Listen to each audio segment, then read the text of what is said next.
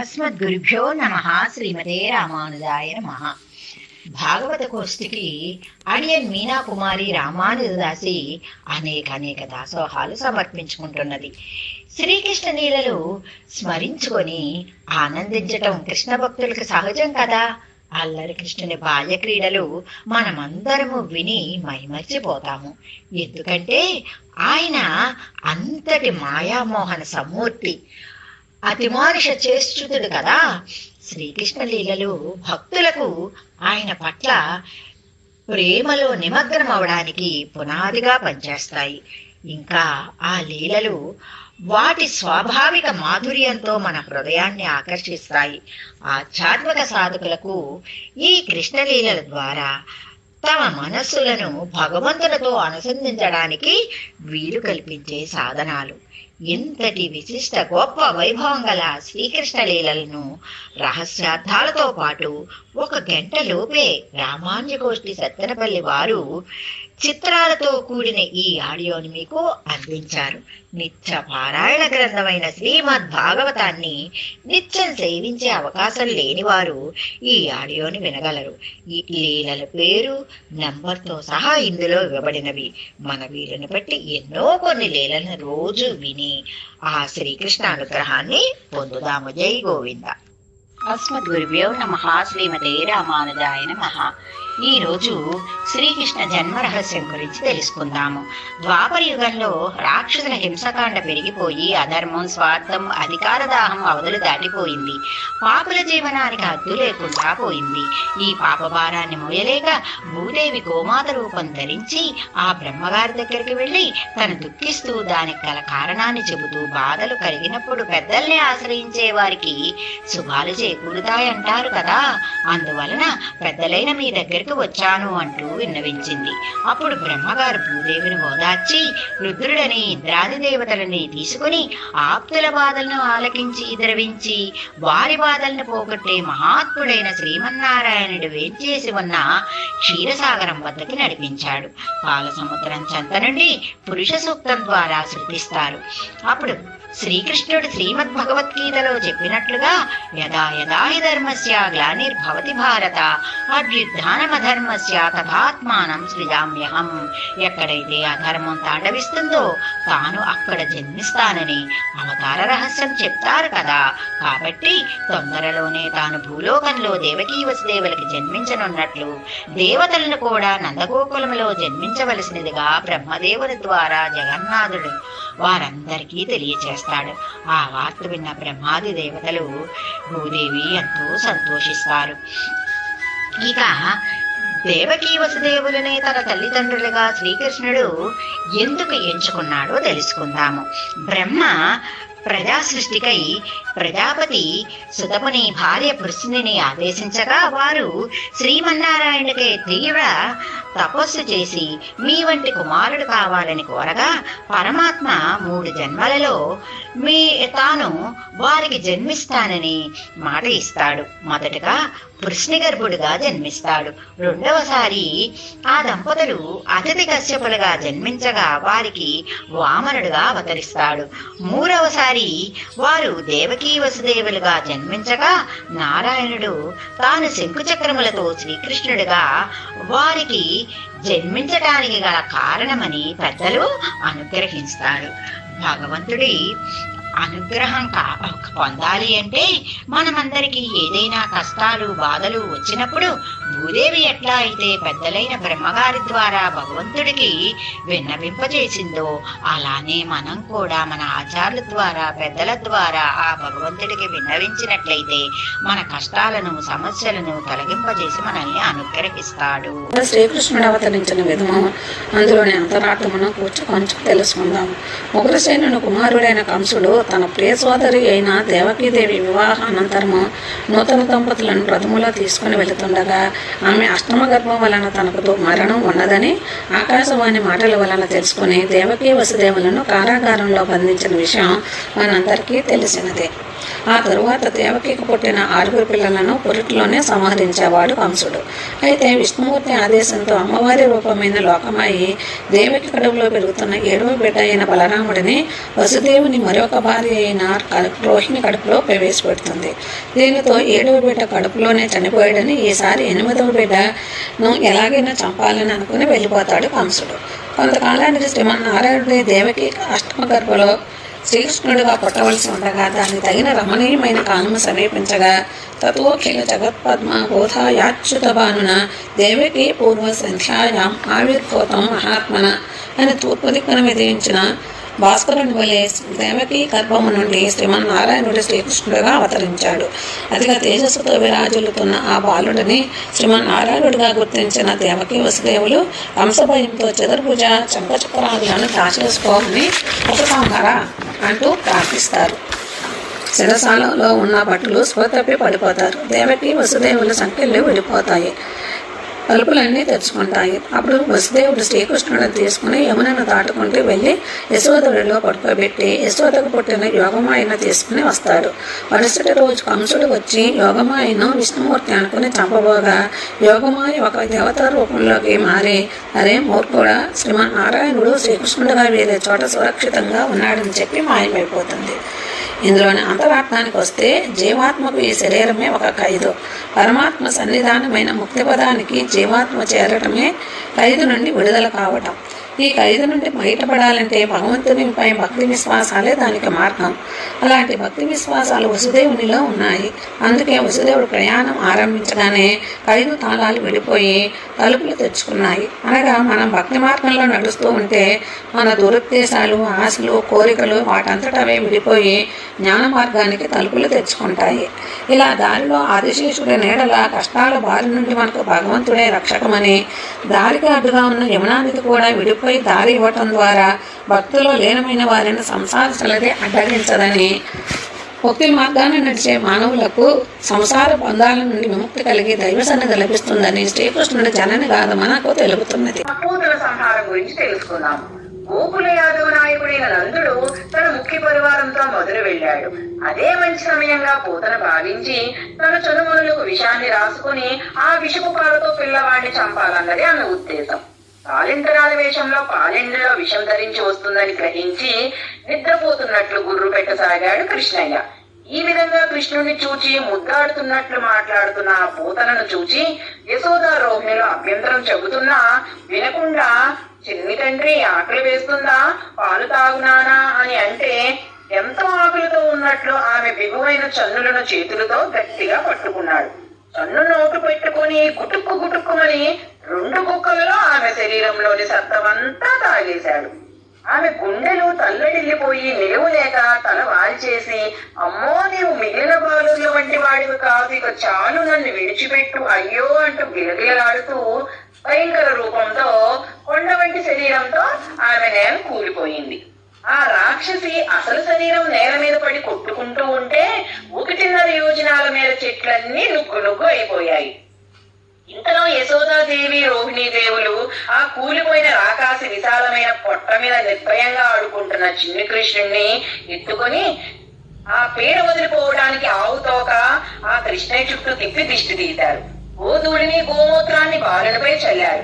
12 నామాలతో 12 అవయవాల్లోనూ గోమయం పట్టించారు.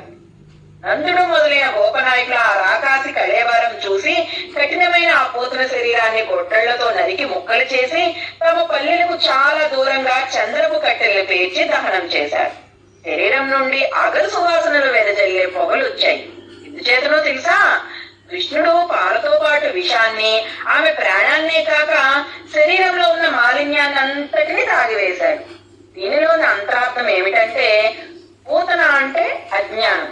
అజ్ఞానం వల్ల కలిగే కామ, క్రోధ, లోభ, మోహ, మదమాశ్చర్యాలు ఈ 6ంటిని వధించడమే పూతన అనే అజ్ఞానాన్ని సంహరించాడు జ్ఞాన స్వరూపుడు. రాక్షసైన పూతన చెడ్డ తలంపుతో కృష్ణయ్యకి కీడు చేద్దామని విషపు పాలు ఇచ్చింది.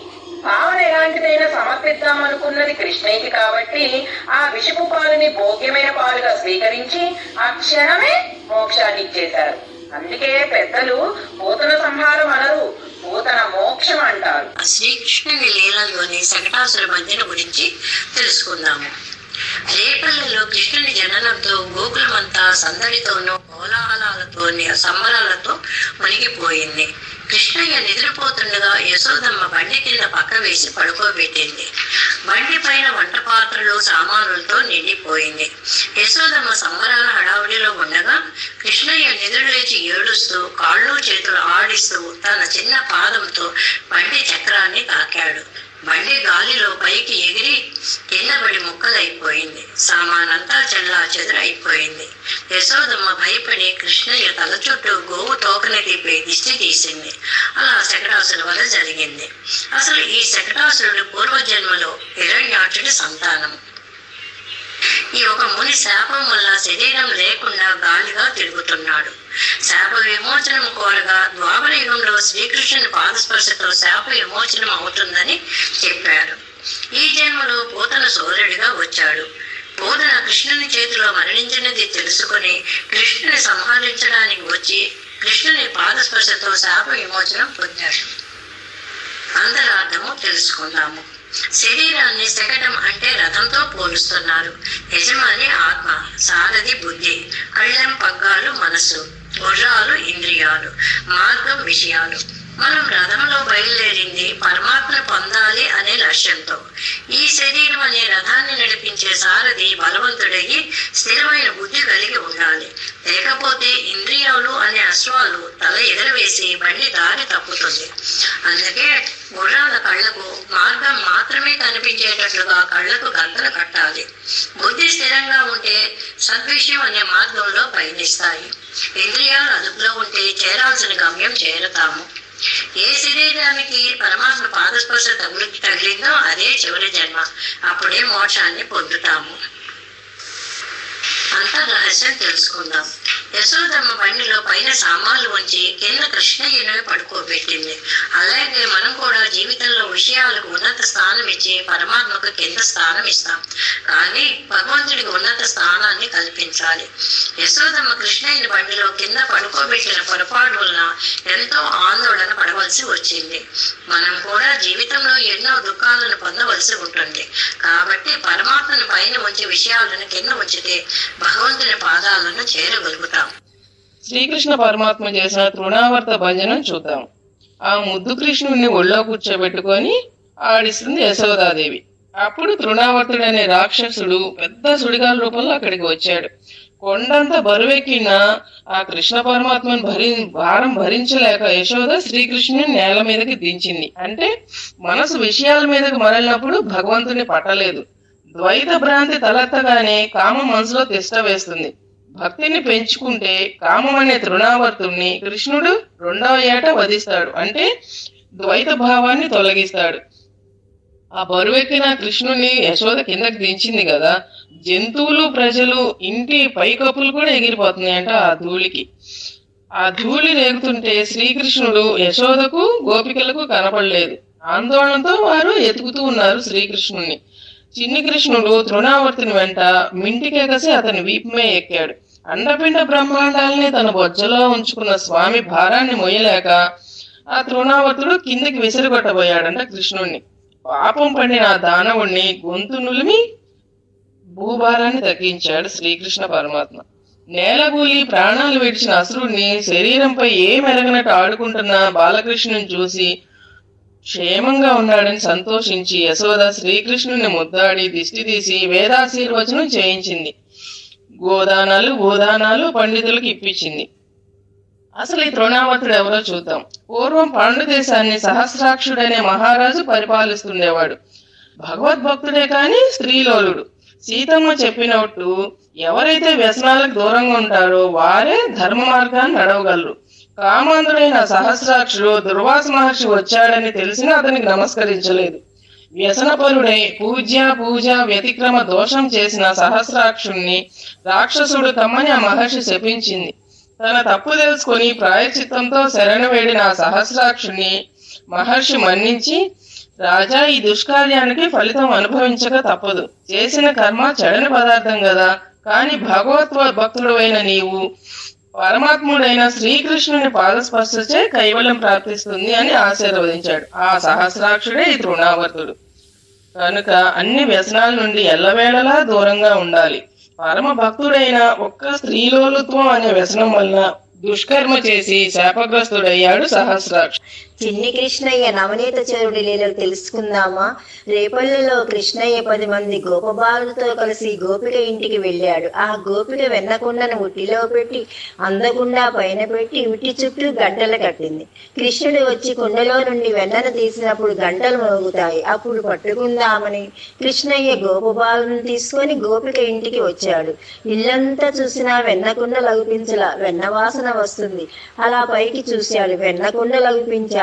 గోపబాలుని ఒకరి మీద ఒకరిని నిలబెట్టి తాను పైన నిలబడి గంటలు మ్రోగకండి అని వెన్నకుండలోని వెన్న తీసి అందరికీ పంచిపెట్టి తాను వెన్నను నోటిలో పెట్టుకునేటప్పుడు గంటలు గణనా మోగాయి. మీరు మోగొద్దంటే ఎందుకు మోగారు? స్వామి, మీకు రోజు ప్రసాదం పెట్టినప్పుడు మ్రోగటం అలవాటు కదా, అలవాటులో పొరపాటు అన్నాయి గంటలు. అంతలోకి గంటల చప్పుడు విని పట్టుకుందామని వచ్చిన గోపికకు చిక్కకుండా పారిపోయాడు కృష్ణయ్య. ఇంకో రోజు యశోదమ్మతో తన వెన్న దొంగతనం గురించి చెప్పిన గోపిక ఇంటికి వెళ్ళి ఆమె నిద్రపోతుండగా గోపిక జడకి గోధువుల తోకకి ముడివేసి మా అమ్మకు చెప్తావా అని బెదిరించేవాడు. అప్పుడు యశోదమ్మతో గోపికలు ఇలా అంటున్నారు: ఓయమ్మ, నీ కుమారుడు మా ఇళ్లను పాలు పెరుగు మన నీడమ్మా, పోయేద ఎక్కడికైనను మాయన్నల సురభులాన మంజులవాణి. ఇదిగో యశోదమ్మా, నీ బిడ్డడు మా ఇళ్లలో పాలు పెరుగు బతకనివ్వడం లేదమ్మా. మా అన్నగారు నందప్రభుల వారి ఆవుల మీద ఒట్టు, మమ్మల్ని మెత్తని మాటలతో సర్దిపుచ్చాలని చూస్తావేమో. ఇక ఈ వాడలో ఉండలేము, ఊరు విడిచి పోవలసినదే. కానీ మాకు మరో గతి లేదంటున్నారు గోపికలు. నవనీతమనగా వెన్న, దీనికి 2 స్వభావములు: నీటిపై తేలిపోవును, వేడికి కరిగిపోవును. భగవదనుభవంచే మనసు గలవారు అలౌకిక విషయములందు మునగరు. భగవంతునితో ఎడబాటు అనేది వేడి తగలగానే వారి మనసు ద్రవించును. ఈ 2 లక్షణములు కలిగిన గోపికల మనసే నవనీతము. భగవానుడు వారి ఇళ్లల్లో అనగా వారి శరీరములో రహస్యముగా ప్రవేశించి వెన్నను తినకపోయినచో తానే బ్రతకలేనన్నట్లు ఆరగించును. వారు అర్పించనక్కర్లా, శరీరమే ఒక భాండము. అదృష్టవశమున కృష్ణుడు వారిని ప్రేమించి వారి శరీరాలలో ప్రవేశించి వారిని తనవారిగా ఆదరించి వారు సృష్టించిన ద్రవ్యములను భక్తుల కరస్పర్శగుటచే తను భోగ్యముగా స్వీకరించును. ఇదే నవనీత చూర రహస్యార్థం. కృష్ణుని లీలలోని ఒక లీల మృత్పక్షణం విశ్వరూప దర్శనం గురించి తెలుసుకుందాం. బాలకృష్ణుడు ఒకనాడు వీధిలో బాలులతో ఆడుకొనుచు మట్టిని తిన్నాడు. అమ్మా, మన కృష్ణుడు మన్ను తింటున్నాడు అని బలరాముడు యశోదకు చెప్పాడు. కృష్ణుని మేలు కోరిన యశోద కృష్ణుని చేయి పట్టుకొని, ఏమి అల్లరి కృష్ణ, మాట వినవు, ఎందుకు మన్ను తిన్నావు అని అంటూ కోపంగా కృష్ణుడి వంక చూసింది. కృష్ణుడు భయంతో వణికిపోతూ, అమ్మా, నీవు కమ్మగా వెన్న పెడుతుంటే మన్నెందుకు తింటాను, వాళ్ళంతా అబద్ధాలు చెప్తున్నారమ్మా అని దబాయిస్తున్న కృష్ణుని చూసి యశోద, ఏది నీ నోరు తెరువు చూస్తాను అని అన్నది. అప్పుడు కృష్ణుడు, అమ్మా, మన్ను తినంగనే శిశువనో యా కొంటినో వెర్రినో నమ్మంజూడకు వీరి మాటలు మది నన్నీవు కొట్టంగా వీరి మార్గంపు ఘటించి చెప్పెదరు. కాదేని మది యాసంగంధమాఘ్రాణము చేసి నా వచనములు తప్పైన దండింపవే అని అంటూ కృష్ణయ్య నోరు తెరిచి చూపగా యశోద ఆశ్చర్యమును చెందినది. సర్వేశ్వరుడే లోకమును అనుగ్రహించుటకు ఆకారమున మనుజుబాలుడైనాడు. అతని ఐశ్వర్యం అతన్ని వదిలి ఉండదు. కనుక నోరు తెరవగానే కృష్ణుని అనుగ్రహంచే తల్లికి విశ్వమంతయు దర్శనమైంది. ఆ నోటిలో విశ్వముతో రేపల్లె కూడా కనిపించింది. రేపల్లెలో తాను కృష్ణుడు కూడా కనిపించారు. బాలుడు, అతని నోటిలో విశ్వము. ఏమిటిది? సత్యమా లేక స్వప్నమా లేక భగవానుని విచిత్ర శక్తి ప్రభావమా, మోహమా? ఏమో నాకేమీ తోచుటలేదు. విశ్వమంతయును తన వశమనందు కల సర్వేశ్వరుడే ఇతడు. నేను, నా భర్త, నా కుమారుడు, నా గోవులు అని అతని ఆధీనమనందు ఉన్న మాయిచే కలిగినది. ఇది అంతయు అజ్ఞానము. పరమాత్మ అనుగ్రహముచే ఇది తొలగును అని తత్వజ్ఞానం కలిగినదే ఆ బాలుని సకల లోకేశ్వరునిగా గుర్తించింది. అంతే దర్శనం ఆగిపోయినది. సర్వేశ్వరుని మాయ ఆమెను ఆవరించింది. ఆమెలో మరలా పుత్ర ప్రేమ కలిగినది. దీనిలోని అంతరార్థం ఏమిటంటే కృష్ణుడు మట్టి తినినాడు, ఏమి ఆపద కలుగునో అని ప్రేమచే భీతి చెందినది యశోద. భగవంతుని క్షేమమునకై ఆరాటం కలగగానే భగవానుడు తనకు ఏమీ భయము లేదని విశ్వరూపమును చూపి ఆమె భయమును తొలగించినాడు. భగవంతుడు మనల్ని రక్షించువాడు అన్న భావన కలవారికి భగవాని దర్శనము సులభముగా లభించదు. ప్రేమచే భగవానుని తాము రక్షించవలను అని ప్రయత్నించే వాళ్లకు భగవానుడు తానే తన దర్శనమును కలుగుతాను. యశోద పుత్ర ప్రేమకు పరమాత్మ యశోదకు తన విశ్వరూపమును దర్శింపచేసినాడు. శ్రీకృష్ణుని ఉలూకల బంధన వృత్తాంతం గురించి తెలుసుకుందాం. నందరాణి యశోద కన్నయ్య చిలుచేష్టం తలుచుకుంటూ కన్నయ్యకి ఎంతో ఇష్టమైన వెన్న తీస్తుంది. అంతలోనే కృష్ణయ్య తానే వచ్చాడు. అమ్మ చిలుకుతున్న కవం పట్టుకున్నాడు. యశోదమ్మ కృష్ణయ్యను ఒడిలో పెట్టుకొని పాలిస్తూ ఆనందాన్ని అనుభవిస్తుంది. ఇంతలో పొయ్యి మీద పెట్టిన పాలు పొంగిపోతుంటే కృష్ణయ్యను ఒడిలో నుంచి దించి పొయ్యి దగ్గరికి వెళ్ళింది. కోపం వచ్చిన కృష్ణయ్య తనపై ప్రేమకు అడ్డు వచ్చే కర్మలను చేయవలసిన అవసరం లేకుండా పెరుగు కొండను కొరతలు కొట్టాడు. దొరికినంత వెన్న తిని కొంత వెన్నని చేత్తో పట్టుకొని పెరటిలో ఉన్న కర్రరోలుపై ఎక్కి కోతికి వెన్న తినిపిస్తూ కనిపించాడు. తన బిడ్డ అల్లరి రోజు రోజుకు ఎక్కువైపోతుందని తలచి కన్నయ్యను దారిలో పెట్టాలంటే దండించడమే తగిన పని అనుకొని కర్ర తీసుకుని కృష్ణుని వైపుకు రాసాగింది. శ్రీకృష్ణుడు భయం నటిస్తూ చెంగున దూకి పరిగెట్టడం ప్రారంభించాడు. ఆమె కూడా పంతంతో పట్టుకోవాలని పరుగులు పెడుతుంది. యశోదమ్మ ఆయాసపడిపోతుంది. కొప్పులో పూలు జారిపోతున్నాయి. ఒళ్ళంతా చెమటలు పట్టేస్తున్నాయి. అయినా కృష్ణయ్య చేతికి చిక్కటం లేదు. చివరికి అమ్మపై జాలి కలిగిన 3 సంవత్సరాల కృష్ణయ్య అమ్మ చేతికి పట్టుబడ్డాడు. అందమైన శ్రీకృష్ణుని ముఖం చూసి కన్నయ్య నిన్ను కొట్టలేను గాని కట్టేస్తాను అని తాడుతో బొజ్జకు కలిపి చుడితే కృష్ణయ్య బొజ్జకు 2 అంగుళాల తాడు తక్కువ అవుతుంది. ఇంటిలోని తాళ్లన్నీ తెచ్చి ముడులు వేసిన ఆ చిన్ని బొజ్జకు తిరిగి వచ్చటలేదు. మరలా 2 అంగుళాల తాడు తక్కువ అవుతుంది. ఇదంతా చూస్తున్న యశోదమ్మ గోపికలు కూడా ఆశ్చర్యపోతున్నారు. నిన్ను కట్టుట నా వల్ల కాదురా అని తన ప్రయత్నం విరమించుకోగానే భక్తవత్సలుడైన పరమాత్మ అమ్మ ప్రేమకు కట్టుబడ్డాడు. ఈ ఘట్టాన్నే దామోదర లీల అంటారు. దీని అంతరార్థం గురించి తెలుసుకుందాము. యశోదమ్మ పనికిరాని త్రాడుముకలను కలిపి కట్టింది. ఇది అనన్య భక్తి. ఈ భక్తి పరమాత్మ మీదే ఉండాలి కానీ ఇతర ప్రయోజనాలను ఫలాలను ఆశించి ఉండరాదు. ఏ ప్రయోజనాన్ని ఫలాన్ని కోరకనే పరమాత్మను ప్రేమించి స్మరించవలెను. అట్టి స్మరణలే త్రాడుముక్కలు. స్మరణలన్నీ పరమాత్మ గురించే సాగాలి తప్ప తాను పొందే ఫలాలను గురించి సాగకూడదు. ఇటువంటి అనన్య భక్తికి పరమాత్మే లొంగి తానే తనను కట్టించుకొను. యోగులకు జ్ఞానులకు చిక్కని పరమాత్మ భక్తి అనే తాడుకు చిక్కుతాడు. మన చేతి మనిషి అయిపోతాడు అనే దివ్య సందేశాన్ని తెలిపేదే ఈ ఉలూఖల బంధన వృత్తాంతము. యమళ అర్జున భంజనం. యమళ అనగా 2, అర్జున అంటే మధ్య చెట్లని అర్థం. యశోదమ్మ కృష్ణయ్య అల్లరిని తట్టుకోలేక కృష్ణయ్యను దండించాల్సిందే అనే స్థిర నిర్ణయానికి వచ్చింది. ఇంటిలోని తాళ్లతో కన్నయ్యను రోటికి కట్టేసింది. ఆయన విడిపించుకోవడం చేత కాని వాడిలా నటిస్తూ ఏడుస్తూ కూర్చున్నాడు. లోకాలన్నింటినీ కట్టగలిగిన పరమాత్మ అమ్మ ప్రేమకు కట్టుబడినాడు.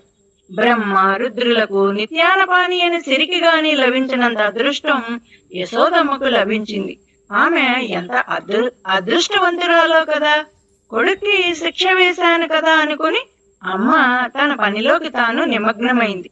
అప్పుడే ఆశ్చర్యకరమైన ఒక లీల ప్రారంభమైంది.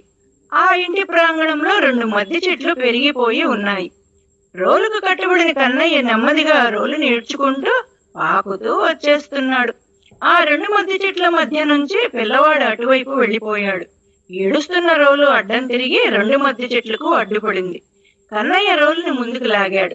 ఆ 2 మద్ది చెట్లు పెడపెడామనే ధ్వనులతో పక్కకు పడిపోయాయి. ఆ 2 వృక్షాల నుంచి మహాపురుషులు ఆవిర్భవించారు. వారిద్దరూ కుబేరుని కుమారులైన నలకోవరు మణికిరువులనే యక్షులు. వారు ఒక రోజు సురాపానం సేవించి 2 గంధర్వకాంతలతో వివస్త్రలై కలిసి గంగా తరంగాల్లో విహరిస్తున్నారు. అప్పుడే నారద మహర్షి ఆకాశ మార్గంన అటుగా పయనిస్తున్నారు. నారదుడిని చూసిన గంధర్వకాంతలు ఒలువలు ధరించి నమస్కరించి చెట్టుచాటుకు వెళ్లారు. వీరు నారదుని ఆగమనాన్ని లక్ష్యపెట్టక దిశమలులతో గంగా తరంగాలలో క్రీడిస్తూనే ఉన్నారు. అది చూసి నారదుడు, వీరు మదోన్మత్తులై కన్నులు గానక సంచరిస్తున్నారు అని, వీరి కొవ్వు కరిగిస్తే తప్ప మంచివారితో కలవలేరని, మీరు భూలోకంలో 100 దివ్య సంవత్సరాలు మధ్య చెట్లై ఉందురుగాక అని శపించారు. అప్పుడు వీరు క్షమించమని మహర్షి పాదాలపై పడి వేడుకున్నారు. అప్పుడు మహర్షి, ఆ భగవానుడు శ్రీకృష్ణుడిగా పుట్టినప్పుడు ఆ మహానుభావుని దివ్య పాద స్పర్శ వల్ల మీరు శాప విముక్తులవుతారు అని అనుగ్రహించాడు నారదుడు. శాప విముక్తులైన కుబేరుని కుమారులు ఆ కృష్ణయ్యను చూసి నమస్కరించి స్తోత్రం చేశారు. ఈ లీలలో అంతరార్థము కృష్ణయ్య రోలు కట్టుబడి ఉండడం సౌలభ్యం, చెట్లకు శాప విమోచనం కలిగించుట పరత్వం, తర్వాత చిన్నవారైనా పెద్దవారైనా మూర్తి భేదం కానీ తత్వభేదం ఉండదు అని ఈ లీలలోని అంతరార్థం. కృష్ణుని లీలలలోనే వత్సాసురుడు కపిత్తాసురుడు సంహారం గురించి తెలుసుకుందాం. యమునా తీరమున ఒక పెద్ద వెలగ చెట్టు, దాని నిండా పండ్లు ఉండేవి. దూడలను మేపుకొనుటకు తీసుకుని పోయి ఆ చెట్టు క్రింద బలరామకృష్ణులు కూర్చున్నారు. దూడలో దూడగా ఒక రాక్షసుడు ఆవేశించాడు. ఆ వెలగ చెట్టుపై ఒక రాక్షసుడు ఆవేశించాడు. వెలగ పండ్లకై కృష్ణుడు ఆ చెట్టు క్రిందకు వచ్చినప్పుడు పండుతో అతనిని చంపవలెనని, దూడగా కుమ్మి చంపవలెనని ఇద్దరు రాక్షసులు ఒక్కసారిగా వచ్చారు. దూడల మందలో మధ్యలో ఒక దూడగా ఉన్నాడు రాక్షసుడు. సర్వజ్ఞుడైన కృష్ణయ్యకు అన్నీ తెలుసు. ఈ దూడ ఎంత బాగున్నదో అని బలరామునకు చూపుచూ దాని దగ్గరికి వెళ్ళాడు. దాని వెనక 2 పాదములు కలిసి పట్టాడు. తోక జాడించుటకు వీలు లేకుండా వెనక పాదముతో చుట్టాడు. పైకి లేవనెత్తి గిరగిరా త్రిప్పి ఆ వెలగ చెట్టుపైకి విసిరాడు. పెద్ద పెద్ద పండ్లన్నీ కింద పడిపోయాయి. కపిత్త వృక్షమును ఆవేశించి ఉన్న రాక్షసుడు ఈ వత్సాసురునితో నేలకూలాడు. వత్సాసురుడు కపిత్తాసురుడు కూడా నేల మీద పడిపోయారు. గోపబాలురు శభాష్ అని కృష్ణయ్యని ప్రశంసించారు. దేవతలు సంతోషించి పుష్పవర్షము కురిపించారు. ఇందులోని అంతరార్థం ఏమిటి అంటే, దూడగా వచ్చినవాడు వత్సాసురుడు, వెలగ వృక్షమును ఆవేశించినవాడు కపిత్తాసురుడు. వత్సాసురుడు రుచి, వెలగపండు వాసన. మనము అజ్ఞానముచే ఎన్నో కర్మలు చేస్తుంటాము. శరీరం వదిలినా మళ్ళీ ఇంకో జన్మ ఎత్తినా పూర్వజన్మ వాసనలు పోవు. అలా వాసనలతో మరల అవే తప్పులు చేస్తూ భగవంతునికి దూరమై మరలా పునరపి మరణం పునరపి జననంతో మళ్ళీ పుడుతూ చస్తూ ఉంటాము. సుఖదుఖాలు అనుభవిస్తూ ఉంటాము. ఈ భూమి మీదే ఉంటాము. భగవంతుని పాదాల వద్దకు చేరము. దూడకు ప్రతి వస్తువు రుచి చూడాలని కోరిక ఉంటుంది. అందుకని దాని మూతికి బుట్ట కడతారు. వెలగ పండుకి వాసన ఎక్కువ, కావున రుచికి దూడ, వాసనకు వెలగపండు. ఈ 2 రాజస తామస గుణాలు. వీటి వల్ల అసురులుగా మారతారు. ఈ 2 మన మనసులో ఉంటే భగవంతునికి దూరం అవుతాము. కృష్ణుడు తనని ప్రేమించిన వారిని ప్రమాదంలో పడేయకుండా తానే వాటిని అంతం చేస్తాడు. అసుర భావాలు తొలగించటానికి మనం వేరే ప్రయత్నం చేయనక్కర్లేదు. మనసాన భగవంతుణ్ణి ప్రేమించి ఆయన చెంతన ఉంటే చాలు. భక్తుల యొక్క యోగక్షేమాలు తానే చూసుకుంటాడు అనే దానికి ఉదాహరణ ఈ వత్సాసురుడు కపిత్తాసురుడు సంహారం వృత్తాంతము. బకాసుని వధ గురించి తెలుసుకుందామా మరి? శ్రీకృష్ణుడు గోపబాలులతో కలిసి అందరూ వారి వారి దూడలను తీసుకుని యమునా నది తీరానికి చేరి వారు నీరు త్రాగి దూడలకు కూడా నీరు త్రాగించి నిలిచి ఉండగా అక్కడ ఒక పెద్ద కొంగను చూశారు. అది ఎవరో కాదు, కొంగ రూపంలో దాల్చిన బకుడు అనే రాక్షసుడు. కృష్ణుని వధించుటకై అక్కడ వేచి ఉన్నాడు. తన తుండమును చాపి కృష్ణుని వధించుటకై వేచి ఉన్నాడు. కృష్ణుని వైపు తన తుండమును చాచి తను చెంచుపుటములతో ఇముడ్చుకొని మింగివేసింది. అక్కడ ఉన్న గోపబాలురు అది చూసి నిశ్చేష్టులైనారు. కృష్ణుడు దానిని గొంతు మూలమునకు వెళ్ళి దానిని కాల్చివేయుచుండెను. అగ్నివలే గొంతు మండుటచే బకునకు కోపం వచ్చి మింగిన కృష్ణుని బయటకు కక్కి ముక్కుతో పొడవనారంభించగా తన ముక్కు పుట్టుమలతో పొడుచుటకు వచ్చుచున్న ఆ బకుని శ్రీకృష్ణుని తన 2 చేతులతో పట్టుకొని ఒక గిడ్డి మొక్కను చీల్చినట్టుగా 2గా చీల్చివేసెను. కంసునకు మిత్రుడగు బకుడు అంతమందినాడు. బాలురందరూ ఆనందించారు. దేవతలందరూ జయజయధ్వనులు చేశారు. పుష్పవర్షము కురిపించారు. ఆకాశంలో దుందులు మురుగాయి. దేవతలు స్తోత్రం చేశారు. ఇందలి రహస్యం చూద్దాము. దంభము అను గుణము భగవానుని దూరము చేయుటలో ప్రబలమైనది. మన మనసులో ఒక విధంగా ఉండి వెలుపులకు వేరొక విధంగా ఉండటయే దంభము. కొంగ తెల్లగా నిశ్చలంగా ఉండి ఒక యోగి వలె నీటి ఒడ్డున నిలిచి భగవాని కోసం ధ్యానించినట్లు ఉంటుంది. కానీ అది తనకు ఆహారం కొరకు ధ్యానించుతూ ఒక చేపను ఒడిసి పట్టుటకు వేచి ఉంటుంది. ఇది ఏ దంభము. తన ప్రవర్తన చే ఎదుటివారి దుష్టత్వము బయటపడకుండా కప్పుకొని లోన దుష్టులే ఉండే వాళ్లకు భగవానుడు దూరమగును. కొంగ శ్రీకృష్ణుని చంపవలనని వచ్చినదే దంభము.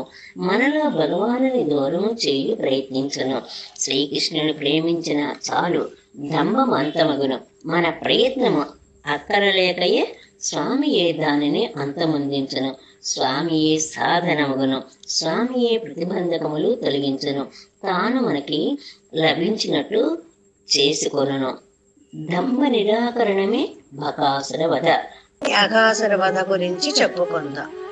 ఆ గోపబాలుడితో శ్రీకృష్ణుడు బృందావనంలో విహరిస్తూ ఉంటే వాళ్ళ సంతోషాన్ని చూడలేక అఘాసురుడు అజగరం అనే కొండ చిలువ ఆకారంతో కృష్ణుని మింగేయాలని చూశాడు.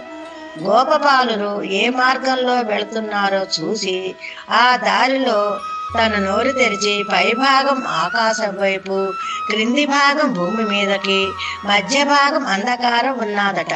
దాని నాలుక పొడవుగా రహదారిగా ఉన్నదట. 2 నేత్రాలు అగ్నిలాగా మండుతున్నాయట. గోపబాలురు చూచి, ఇక్కడ రోజూ చూస్తున్నాము, లేదే ఇది బృందావనంలో విశేషమేమో, కాదు సర్పమేమో, మనకేం భయం లేదు, శ్రీకృష్ణుడున్నాడుగా, వత్సాసుర బకాసురులు చంపాడు కదా, ధైర్యంగా లోనికి వెళ్ళారు. ఎక్కడికి వెళ్ళారో మృత్యుముఖంలోకి వెళ్ళారు. నాలుక కదలగానే పొట్టలో పడ్డారు. ఆ జఠరాగ్నికి వాళ్ళందరూ మాడిపోయారు. కృష్ణుడు వారిని చూశాడు. లోనికి వెళ్తుంటే వెళ్ళొద్దు సుధామా అని కేకలు పెట్టారు. కృష్ణుడు వాళ్ళ అవస్థను చూసి సహించలేక వాళ్ళకి తన మీద ఉన్న విశ్వాసంతో ఉన్నవారిని కాపాడకపోతే ఎలా, కృష్ణుడు పరిగెత్తుకుంటూ వాడి నోటిలోకి వెళ్ళాడని దేవతలందరూ మృత్యువు నోటిలోకి వెళ్ళాడంటే భయపడ్డారు. కృష్ణుడు దాని నోటిలో గొంతు దగ్గరికి వెళ్ళి తన శరీరాన్ని పెంచేశాడు. ద్వారం మూసుకుపోయింది. పీల్చే గాలి లోనికి వెళ్ళక గిలగిలా కొట్టుకుంటూ ఆ ప్రాణం సహస్రారం నుండి ఛేదించుకొని వచ్చింది. ఆ ద్వారం నుండి గోపబాలుడు కృష్ణుడు బయటపడ్డారు. అఘాసురుడిలో తేజస్సు కృష్ణుని పాదాల వద్ద చేరింది. అఘాసురుడికి మోక్షం లభించింది. దేవతలందరూ ఆనందించారు. బాలుల మృత శరీరాలను తన దివ్యమైన చూపులతో చూడగానే వారి మీద అమృత వర్షం పడినట్లు నిద్రపోతున్నట్టుగా లేచారు. తన దృష్టితో తన వారిని బతికించాడు. ఇదంతా 5 ఏళ్ల వయసులోనే జరిగింది. ఈ లీలలోని రహస్యార్థం ఏమిటంటే తెలుసుకుందాం. మనలోని అసుర ప్రవృత్తికి ఆధారమైన అహంవృత్తియే అఘాసురుడు. ప్రతి క్షణం ఈ అహంవృత్తి భయంకరంగా నోరు తెరిచి మనలను కబళించడానికి సిద్ధంగా ఉంటుంది.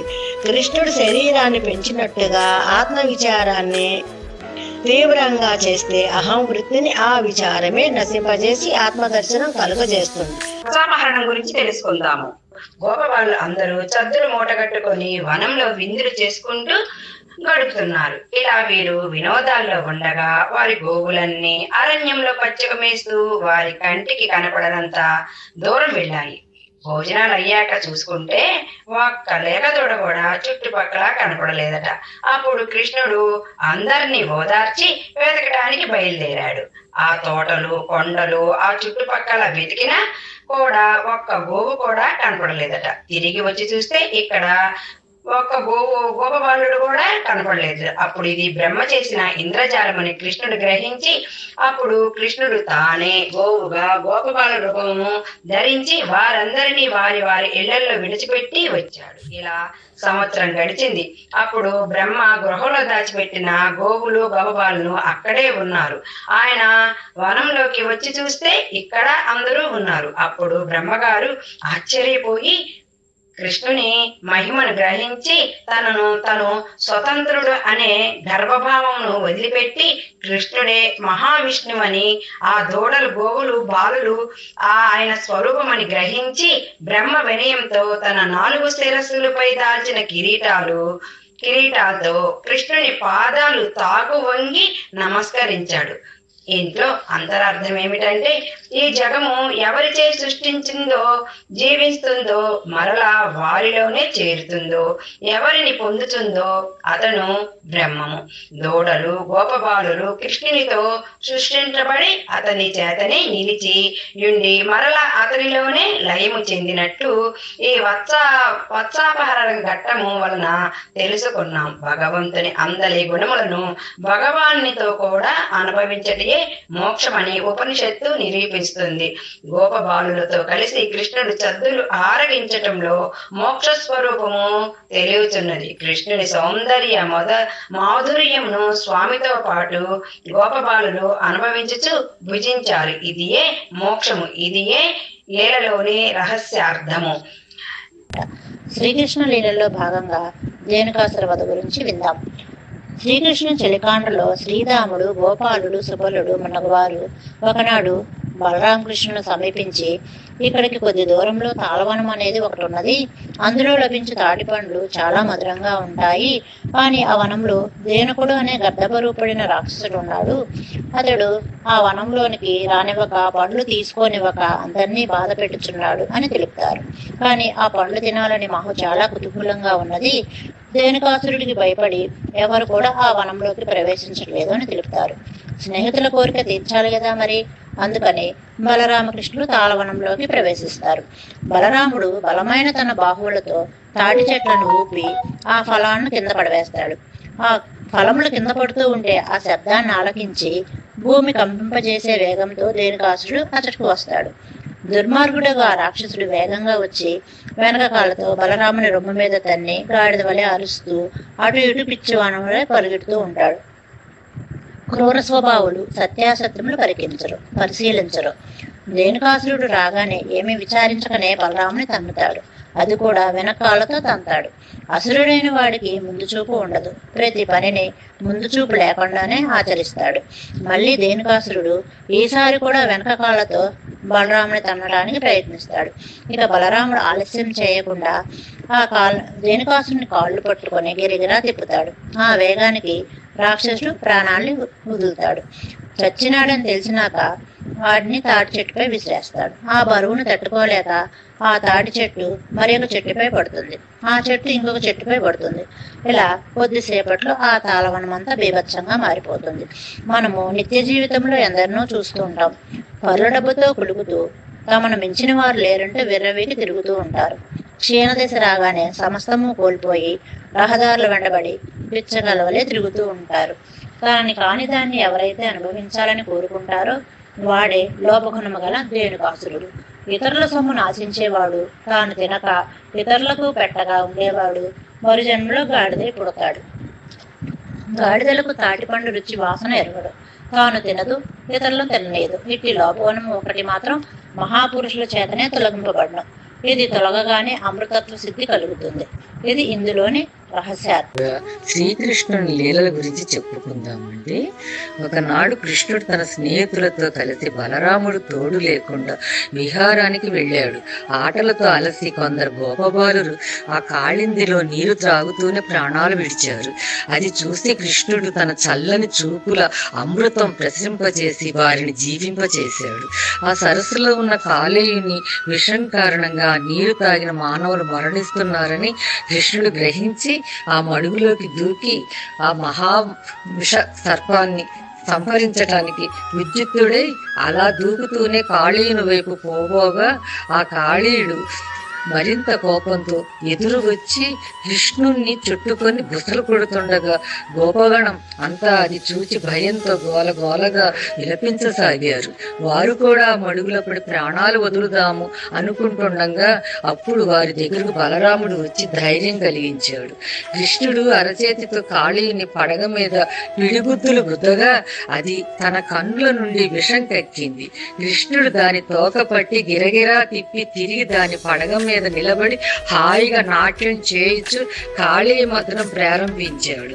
అప్పుడు కాళీని భార్యలు, నీ స్వభావమును ఎరుగక మా భర్త చేసిన అపరాధాన్ని క్షమించు, ప్రాణాలు పోకుండా నా భర్తను కాపాడుము అని వేడుకొని, మేము నీ ఆజ్ఞచే ఎట్లు నడుచుకునవలను ఆజ్ఞాపింపము, అట్లే ఆచరించగలము అని స్తోత్రము చేయగా శిరస్సు బ్రద్దలై మూర్ఛితుడై ఉన్న కాళీని వదిలినాడు.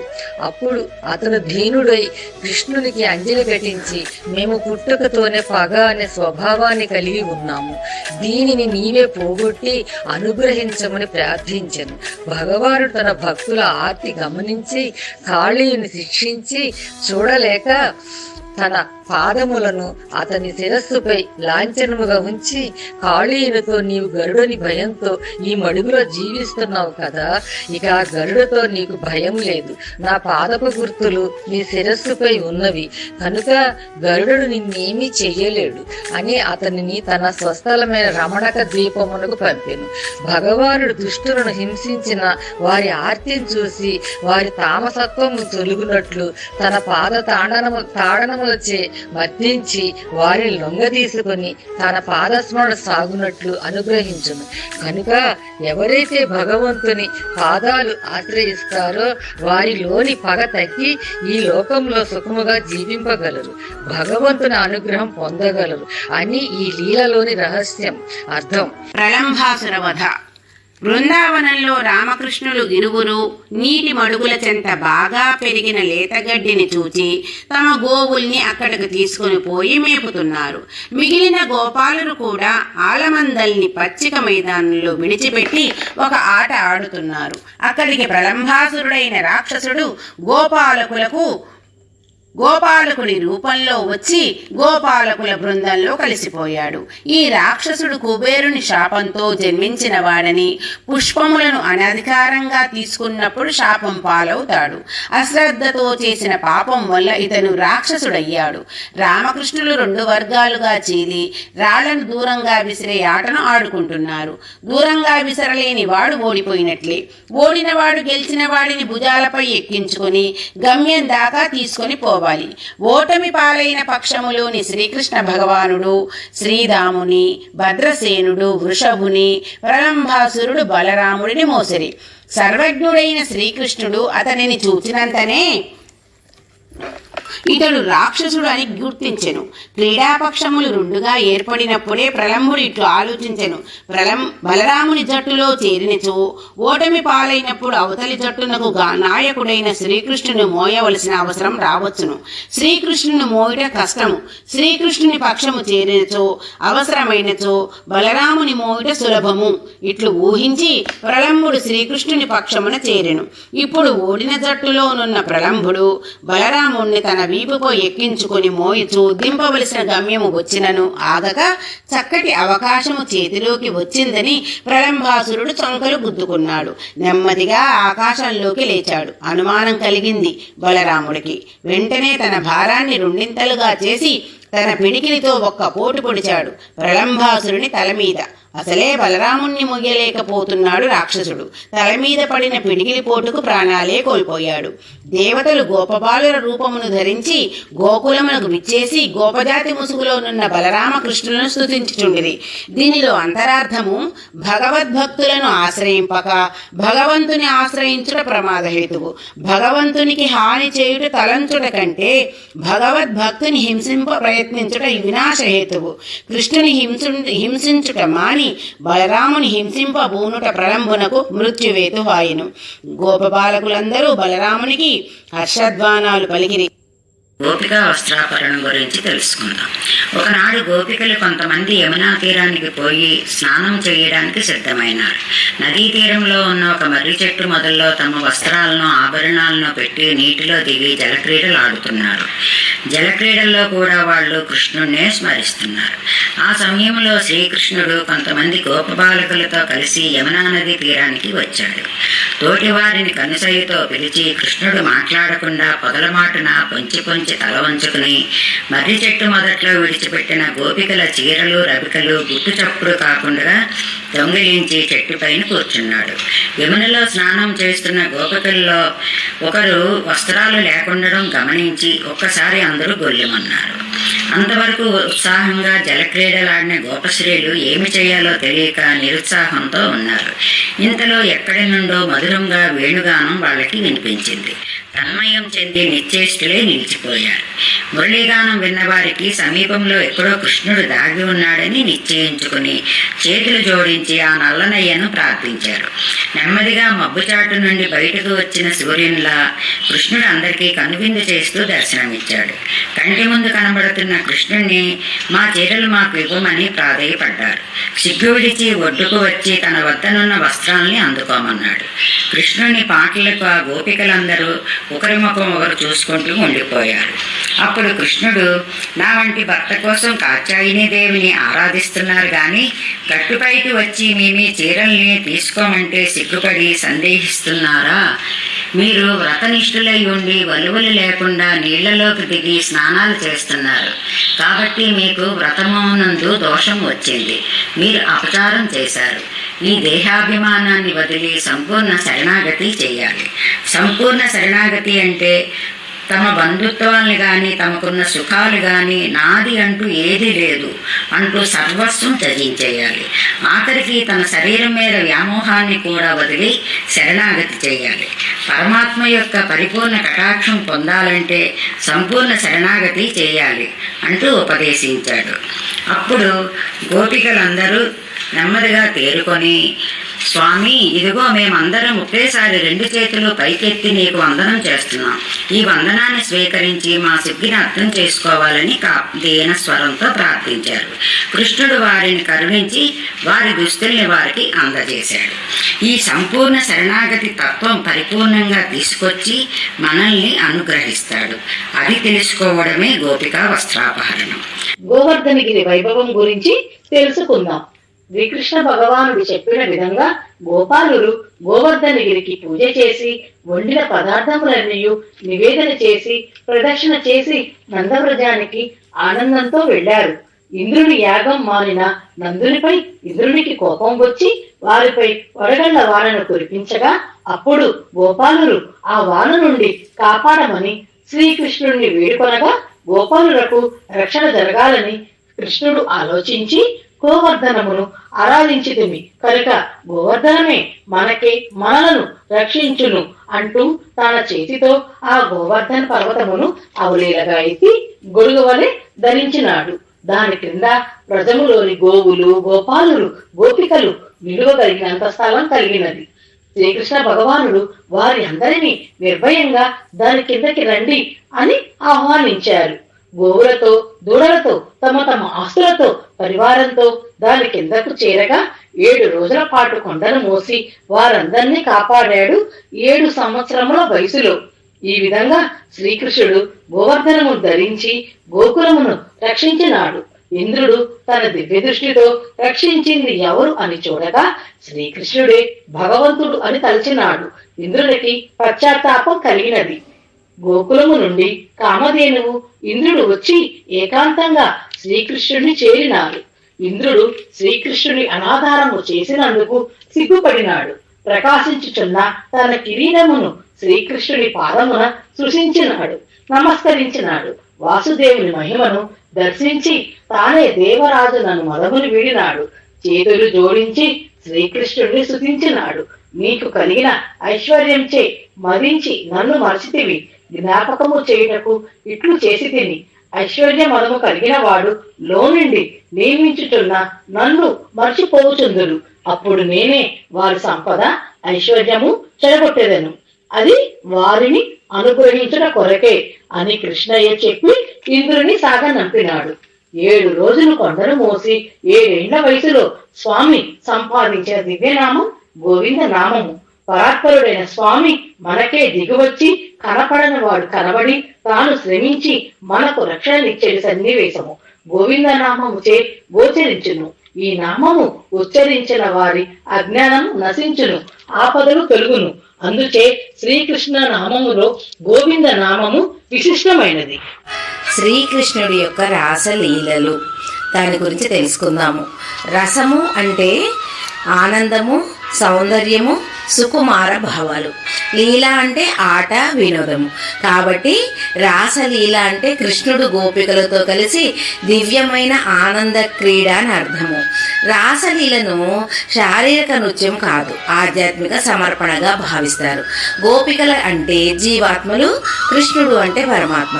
జీవాత్మలు పరమాత్మను సంపూర్ణంగా ఆరాధించినప్పుడు కలిగే ఆనందమయ స్థితి అదే రాసలీల. కృష్ణుడు ప్రతి ఒక్కరి హృదయంలో ఉంటాడు. భక్తుడు ఏకాగ్ర భావంతో ఆయనని పిలిస్తే ఆయన మన దగ్గరే ఉన్నట్టు అనిపిస్తుంది.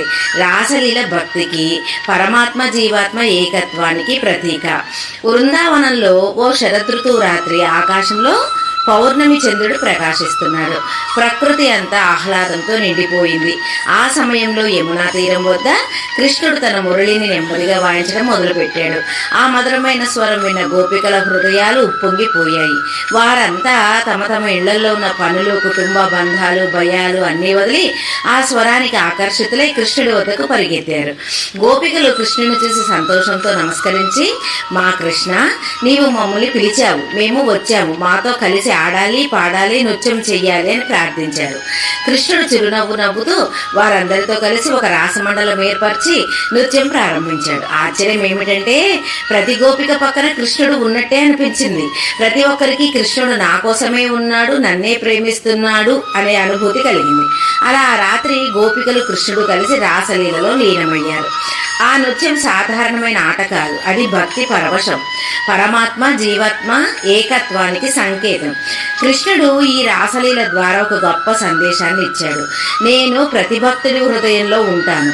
నన్ను నిజమైన ప్రేమతో ఏకాగ్రతతో పిలిచే భక్తుని వద్దకు నేను ఎప్పుడూ ప్రత్యక్షమవుతాను అని. రాసలీల ఆత్మ సమర్పణ, పరమాత్మతో ఏకత్వం అనే దైవిక సత్యాన్ని తెలియజేస్తుంది.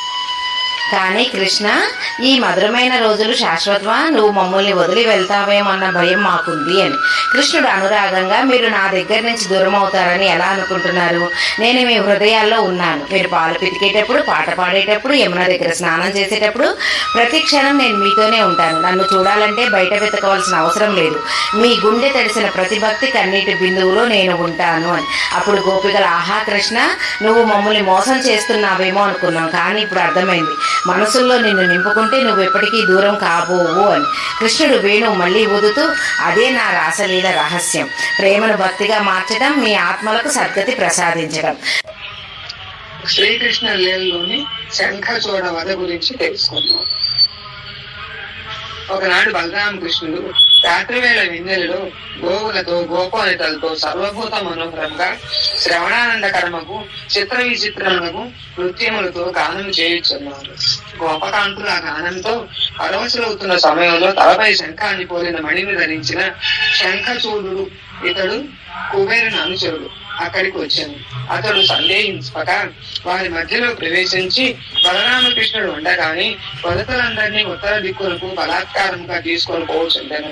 పులినాటబడిన గోవులు వలె శంఖచూడు నుంచే లాగి కొనపడిపోతున్న గోపకాంతులు కృష్ణారామ అని ఏడ్చుతూ మొదపెట్టింది. వెంటనే బలశాలకు అన్నదమ్ములు భయపడకూడదు అని నీచులకు శంఖచూడుని సమీపించారు. వీరు దగ్గరకు రాగానే భయంకరమగు నృత్యం చూసి భయపడి అతను పారిపోయాను. అతను శిరస్సు మీద ఉన్న రత్నము తీసుకొనుటకు శ్రీకృష్ణుడు వాని వెంట పరిగెడి తన పిడికలతో వాని శిరస్సు నేలపడినట్టు కొట్టి శంఖచూడు చంపివేశాను. గోపాలకులను కాపాడి నిలిచిన బలరామునికి వారు చూస్తుండగా ఆ మణిని వసంగెను. శంఖచూడు ఐశ్వర్య మదగర్వముతో గోపస్త్రీలను చెరపడుతుండగా వారు దుఃఖము పొందినారు. వెంటనే వారి ప్రతీకారం చేసుకునే శక్తి కూడా వారికి లేదు. కానీ వారు భగవంతుని నమ్ముకొని భగవంతునిచే ప్రేమింపబడిన వారు అయినచో గర్వాంధులై లోకకంటకులైన వారు భగవానునిచే తప్పక శిక్షించబడుదురు. దాని లోకమున ప్రదర్శించటే పరమాత్మ అవతార ప్రయోజనము. దయ్యముని నమ్ముకునే వారికి కూడా ఆపదలు కలగక మానవు. కానీ పరమాత్మ తన శరీరం తాను కాపాడుకున్నట్లు తనను నమ్మిన వారిని, ప్రేమించిన వారిని కూడా కాపాడుకును అన్నది ఈ లీలలోని వ్యవస్థ అర్థం. శ్రీకృష్ణ లీలలలో చివరిదైన వ్యోమాసురుని వధ గురించి తెలుసుకుందాము. ఒకరోజు గోపబాలుడితో కలిసి శ్రీకృష్ణుడు అడవికి వెళ్ళాడు. అక్కడ పశువుల్ని మేపుతూ ఒక పర్వతం చెంత అందరూ దాగుడు మూతల ఆట ఆరంభించారు.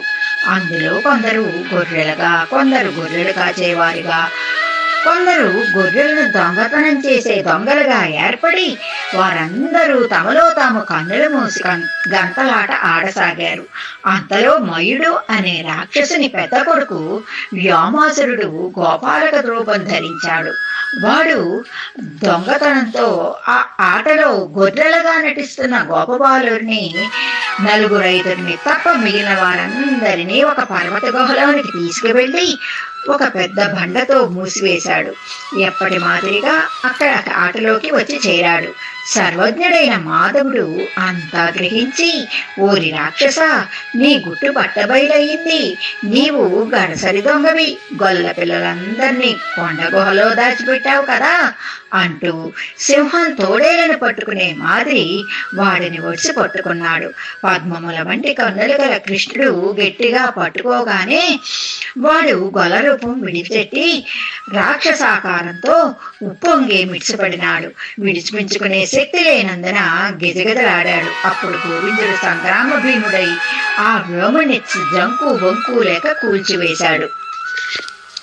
పరమాత్మ మానవ రూపంలో కృష్ణుడిగా అవతరించి రోజునప్పటికీ రాక్షస స్వభావం గల కంసవర్గం వారు రూపంలో తమ వంటి వారే కదా అని అంతమొందించడానికి ప్రయత్నించారు. దైవభావం గల నందుని వర్గం వారు తమ వలనే వారి మధ్య ఉన్నవాడు భగవంతుడు అని నమ్మి ప్రేమించారు. తనని నమ్మి శరణు కోరిన నందన వర్గం వారిని కాపాడుతూ తనను వధించడానికై కంసుడు పంపించిన రాక్షసుల పోతనతో ప్రారంభమయ్యి వ్యోమాసురునితో అంతమయ్యారు. దుష్టులను అంతమొందించి ఆశ్రితులను కాపాడటానికి అవతరించిన శ్రీకృష్ణుని మంగళకరముకు గుణములను, లీలలను ఎవరు పలుకుదురో వారి పాపములు అదృశ్యమైపోవును. ఎవరు ఎన్నో రహస్యార్థాలతో తన లీలలో నిక్షిప్తం చేసిన కృష్ణయ్యను తలుచుకుంటూ ఆ లీలను స్మరించుకుంటూ ఉంటే ఒక్కనాటికి జన్మలేని కృష్ణ సాహిత్యాన్ని పొంది తీరుతారు. లోకా సమస్త సుఖినో భవంతు, సర్వే జనా సుఖినో భవంతు. జై గోవింద.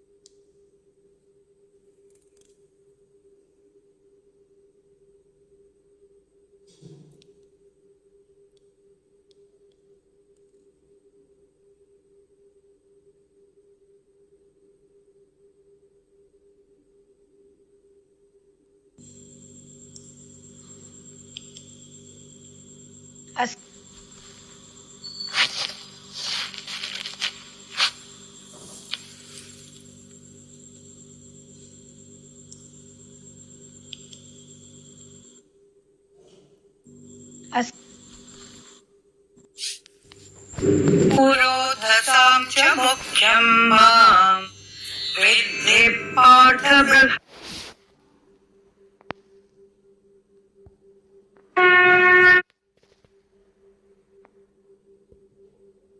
అస్మద్గురుభ్యో నమః. శ్రీమతే రామ.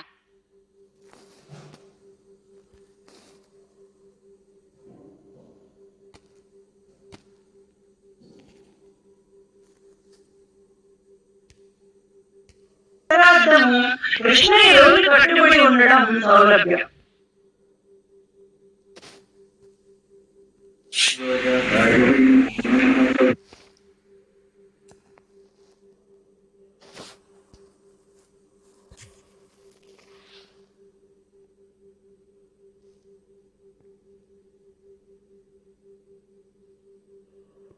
ఎంతో సంతోషిస్తారు. ఇక దేవకీ వసుదేవులనే తన తల్లిదండ్రులుగా శ్రీకృష్ణుడు ఎందుకు ఎంచుకున్నాడో తెలుసుకుందాము. బ్రహ్మ ప్రజా సృష్టికై ప్రజాపతి సుతముని భార్య పురుషుని ఆదేశించగా వారు శ్రీమన్నారాయణకే తీవ్ర తపస్సు చేసి మీ వంటి కుమారుడు కావాలని కోరగా పరమాత్మ 3 జన్మలలో తాను వారికి జన్మిస్తానని మాట ఇస్తాడు. మొదటగా వృష్ణి గర్భుడుగా జన్మిస్తాడు. రెండవసారి ఆ దంపతులు అతిథి కశ్యపులుగా జన్మించగా వారికి వామనుడుగా అవతరిస్తాడు.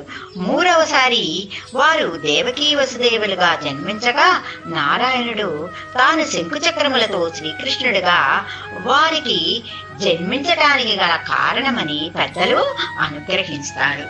భగవంతుడి అనుగ్రహం పొందాలి అంటే మనమందరికీ ఏదైనా కష్టాలు బాధలు వచ్చినప్పుడు భూదేవి ఎట్లా అయితే పెద్దలైన బ్రహ్మగారి ద్వారా భగవంతుడికి విన్నవింపజేసిందో అలానే మనం కూడా మన ఆచార్యుల ద్వారా పెద్దల ద్వారా ఆ భగవంతుడికి విన్నవించినట్లయితే మన కష్టాలను సమస్యలను తొలగింపజేసి మనల్ని అనుగ్రహిస్తాడు.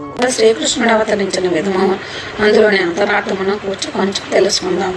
ఉగ్రసేనుని కుమారుడైన కంసుడు తన ప్రియ సోదరి అయిన దేవకీదేవి వివాహానంతరము నూతన దంపతులను రథములో తీసుకుని వెళుతుండగా ఆమె అష్టమ గర్భం వలన తనకు మరణం ఉన్నదని ఆకాశవాణి మాటల వలన తెలుసుకుని దేవకీ వసుదేవులను కారాగారంలో బంధించిన విషయం మనందరికీ తెలిసినదే.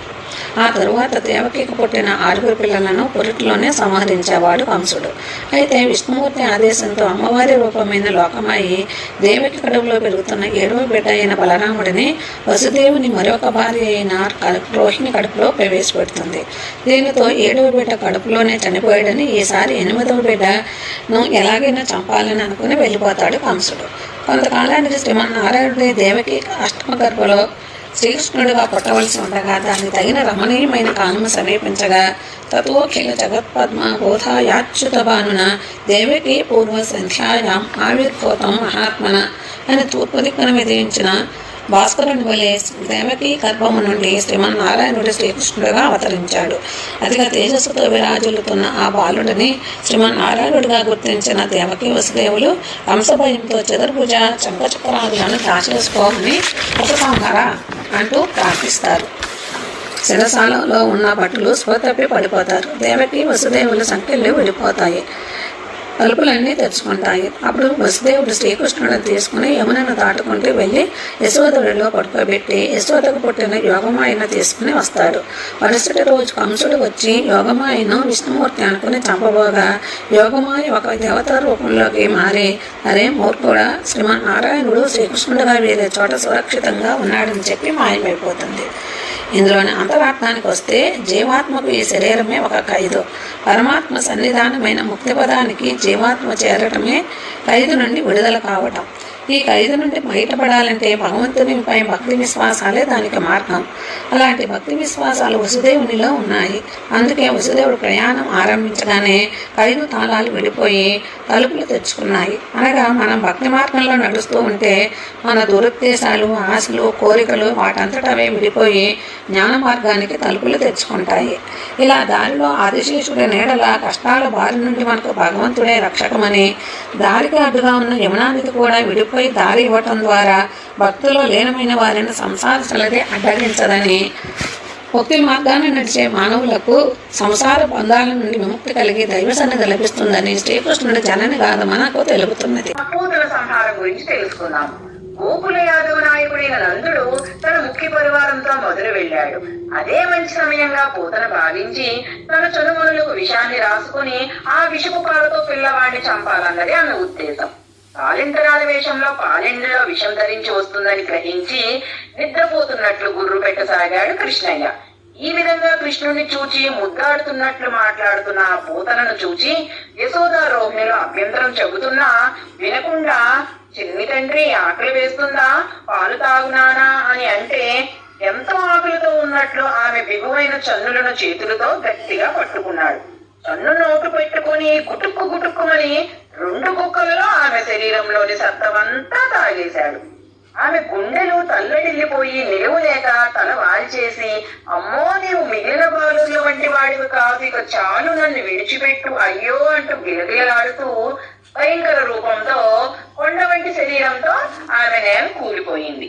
ఆ రాక్షసి అసలు శరీరం నేల మీద పడి కొట్టుకుంటూ ఉంటే 1.5 యోజనాల మేర చెట్లన్నీ నుగ్గు అయిపోయాయి. ఇంతలో యశోదాదేవి, రోహిణీదేవులు ఆ కూలిపోయిన రాకాసి విశాలమైన పొట్ట మీద నిర్భయంగా ఆడుకుంటున్న చిన్ని కృష్ణుణ్ణి ఎత్తుకొని ఆ పీడ వదిలిపోవడానికి ఆవుతోక ఆ కృష్ణయ్య చుట్టూ తిప్పి దిష్టి తీశారు. గోధూళిని గోమూత్రాన్ని బాలునిపై చల్లారు. 12 నామాలతో 12 అవయవాల్లోనూ గోమయం పట్టించారు. నందుడు మొదలైన గోపనాయకుల ఆ రాకాసి కళేవారం చూసి కఠినమైన ఆ పోతున శరీరాన్ని గొడ్డళ్లతో నరికి ముక్కలు చేసి తమ పల్లెలకు చాలా దూరంగా చంద్రపు కట్టెలు పేర్చి దహనం చేశారు. శరీరం నుండి అగరు సువాసనలు వెదజల్లే పొగలొచ్చాయి. ఎందుచేతనో తెలుసా?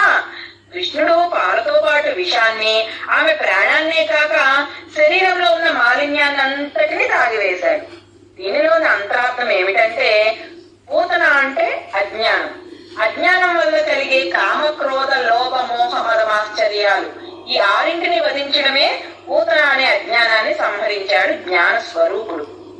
రాక్షసైన పూతన చెడ్డ తలంపుతో కృష్ణయ్యకి కీడు చేద్దామని విషపు పాలు ఇచ్చింది. భావన ఎలాంటిదైనా సమర్పిద్దామనుకున్నది కృష్ణయ్యకి కాబట్టి ఆ విషపు పాలుని భోగ్యమైన పాలుగా స్వీకరించి ఆ క్షణమే మోక్షాన్ని ఇచ్చేశారు.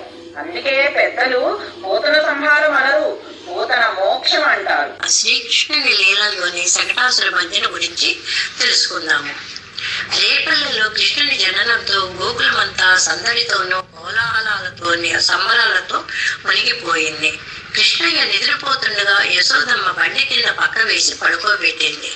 బండి పైన వంట పాత్రలు సామానులతో నిండిపోయింది.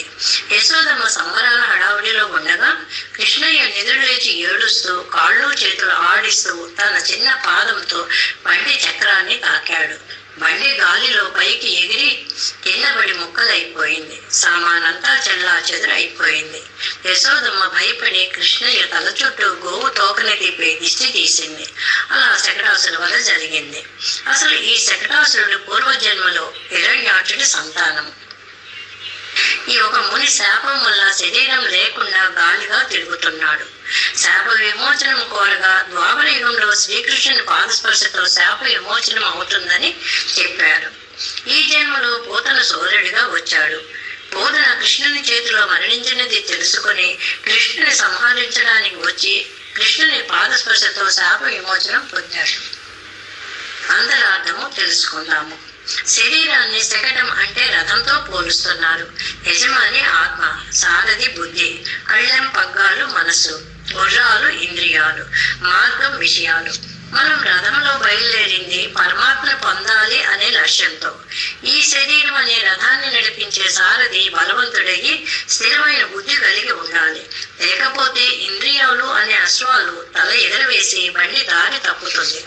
అందుకే గుర్రాల కళ్ళకు మార్గం మాత్రమే కనిపించేటట్లుగా కళ్ళకు గంతలు కట్టాలి. బుద్ధి స్థిరంగా ఉంటే సద్విషయం అనే మార్గంలో పయనిస్తాయి. ఇంద్రియాలు అదుపులో ఉంటే చేరాల్సిన గమ్యం చేరుతాము. ఏ శరీరానికి పరమాత్మ పాదస్పర్శ తగిలిందో అదే చివరి జన్మ. అప్పుడే మోక్షాన్ని పొందుతాము. అంతర్రహస్యం తెలుసుకుందాం. యశోదమ్మ బండిలో పైన సామాన్లు ఉంచి కింద కృష్ణయ్యను పడుకోబెట్టింది. అలాగే మనం కూడా జీవితంలో విషయాలకు ఉన్నత స్థానం ఇచ్చి పరమాత్మకు కింద స్థానం ఇస్తాం. కానీ భగవంతుడికి ఉన్నత స్థానాన్ని కల్పించాలి. యశోదమ్మ కృష్ణయ్యని బండిలో కింద పడుకోబెట్టిన పొరపాటు వలన ఎంతో ఆందోళన పడవలసి వచ్చింది. మనం కూడా జీవితంలో ఎన్నో దుఃఖాలను పొందవలసి ఉంటుంది. కాబట్టి పరమాత్మను పైన ఉంచి విషయాలను కింద ఉంచితే భగవంతుని పాదాలను చేరగలుగుతాం. శ్రీకృష్ణ పరమాత్మ చేసిన తృణావర్త భంజనం చూద్దాం. ఆ ముద్దు కృష్ణుడిని ఒళ్ళో కూర్చోబెట్టుకొని ఆడిస్తుంది యశోదాదేవి. అప్పుడు తృణావర్తుడనే రాక్షసుడు పెద్ద సుడిగాల రూపంలో అక్కడికి వచ్చాడు. కొండంత బరువెక్కిన ఆ కృష్ణ పరమాత్మను భారం భరించలేక యశోద శ్రీకృష్ణుని నేల మీదకి దించింది. అంటే మనసు విషయాల మీదకి మరలినప్పుడు భగవంతుని పట్టలేదు. ద్వైత భ్రాంతి తలెత్తగానే కామం మనసులో తిష్ట వేస్తుంది. భక్తిని పెంచుకుంటే కామం అనే తృణావర్తుణ్ణి కృష్ణుడు 2వ ఏట వధిస్తాడు. అంటే ద్వైత భావాన్ని తొలగిస్తాడు. ఆ బరువెక్కిన కృష్ణుని యశోద కిందకి దించింది కదా, జంతువులు ప్రజలు ఇంటి పైకప్పులు కూడా ఎగిరిపోతున్నాయంట ఆ ధూళికి. ఆ ధూళి రేగుతుంటే శ్రీకృష్ణుడు యశోదకు గోపికలకు కనపడలేదు. ఆందోళనతో వారు ఎతుకుతూ ఉన్నారు శ్రీకృష్ణుణ్ణి. చిన్ని కృష్ణుడు తృణావర్తిని వెంట మింటికెగసి అతని వీపుమే ఎక్కాడు. అండపిండ బ్రహ్మాండాల్ని తన బొజ్జలో ఉంచుకున్న స్వామి భారాన్ని మొయ్యలేక ఆ తృణావర్తుడు కిందికి విసిరిగొట్టబోయాడంట కృష్ణుణ్ణి. పాపం పండిన ఆ దానవుణ్ణి గొంతు నులిమి భూభారాన్ని తగ్గించాడు శ్రీకృష్ణ పరమాత్మ. నేలగూలి ప్రాణాలు విడిచిన అసురుణ్ణి శరీరంపై ఏమెరగనట్టు ఆడుకుంటున్న బాలకృష్ణుని చూసి క్షేమంగా ఉన్నాడని సంతోషించి యశోద శ్రీకృష్ణుని ముద్దాడి దిష్టి తీసి వేదాశీర్వచనం చేయించింది. గోదానాలు భూదానాలు పండితులకు ఇప్పించింది. అసలు ఈ తృణావర్తుడు ఎవరో చూద్దాం. పూర్వం పాండు దేశాన్ని సహస్రాక్షుడనే మహారాజు పరిపాలిస్తుండేవాడు. భగవద్భక్తుడే కాని స్త్రీలోలుడు. సీతమ్మ చెప్పినట్టు ఎవరైతే వ్యసనాలకు దూరంగా ఉంటారో వారే ధర్మ మార్గాన్ని నడవగలరు. కామాంధుడైన సహస్రాక్షుడు దుర్వాస మహర్షి వచ్చాడని తెలిసినా అతనికి నమస్కరించలేదు. వ్యసనపరుడై పూజ వ్యతిక్రమ దోషం చేసిన సహస్రాక్షుణ్ణి రాక్షసుడు కమ్మని ఆ మహర్షి శపించింది. తన తప్పు తెలుసుకొని ప్రాయశ్చిత్తంతో శరణు వేడిన ఆ సహస్రాక్షుణ్ణి మహర్షి మన్నించి, రాజా, ఈ దుష్కార్యానికి ఫలితం అనుభవించక తప్పదు. చేసిన కర్మ చెడని పదార్థం కదా, కాని భగవత్ భక్తుడు అయిన నీవు పరమాత్ముడైన శ్రీకృష్ణుని పాదస్పర్శచే కైవల్యం ప్రాప్తిస్తుంది అని ఆశీర్వదించాడు. ఆ సహస్రాక్షుడే ఈ తృణావర్తుడు. కనుక అన్ని వ్యసనాల నుండి ఎల్లవేళలా దూరంగా ఉండాలి. పరమ భక్తుడైన ఒక్క స్త్రీలోలుత్వం అనే వ్యసనం వల్ల దుష్కర్మ చేసి శాపగ్రస్తుడయ్యాడు సహస్రాక్ష. చిన్ని కృష్ణయ్య నవనీత చరుడి లీలలు తెలుసుకుందామా? రేపల్లెలో కృష్ణయ్య 10 మంది గోపబాలులతో కలిసి గోపిక ఇంటికి వెళ్ళాడు. ఆ గోపిక వెన్నకుండను ఉట్టిలో పెట్టి అందకుండా పైన పెట్టి ఉట్టి చుట్టూ గంటలు కట్టింది. కృష్ణుడు వచ్చి కుండలో నుండి వెన్నను తీసినప్పుడు గంటలు మోగుతాయి. అప్పుడు పట్టుకుందామని కృష్ణయ్య గోపబాలును తీసుకొని గోపిక ఇంటికి వచ్చాడు. ఇల్లంతా చూసినా వెన్నకుండ లగుపించలా, వెన్న వాసన వస్తుంది. అలా పైకి చూశాడు, వెన్నకుండ లగుపించాయి.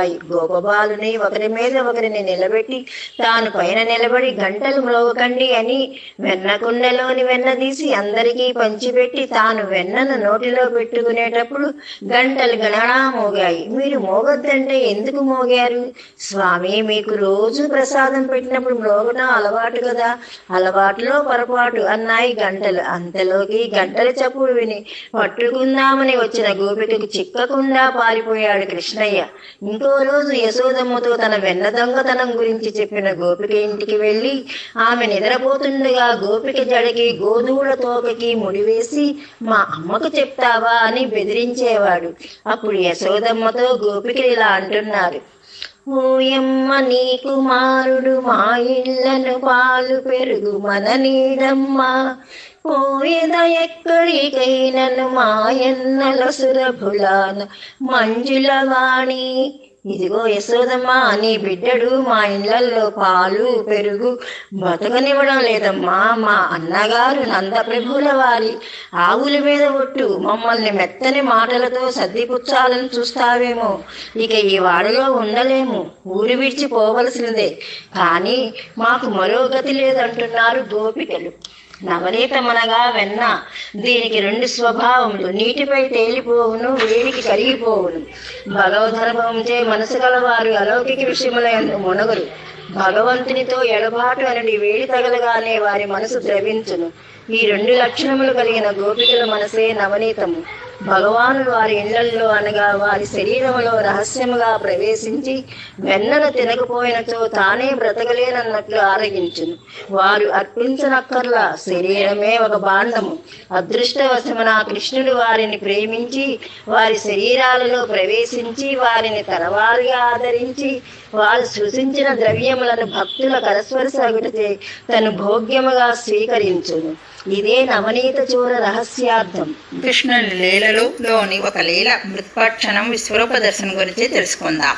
బాలకృష్ణుడు ఒకనాడు వీధిలో బాలులతో ఆడుకొనుచు మట్టిని తిన్నాడు. అమ్మా, మన కృష్ణుడు మట్టి తింటున్నాడు అని బలరాముడు యశోదకు చెప్పాడు.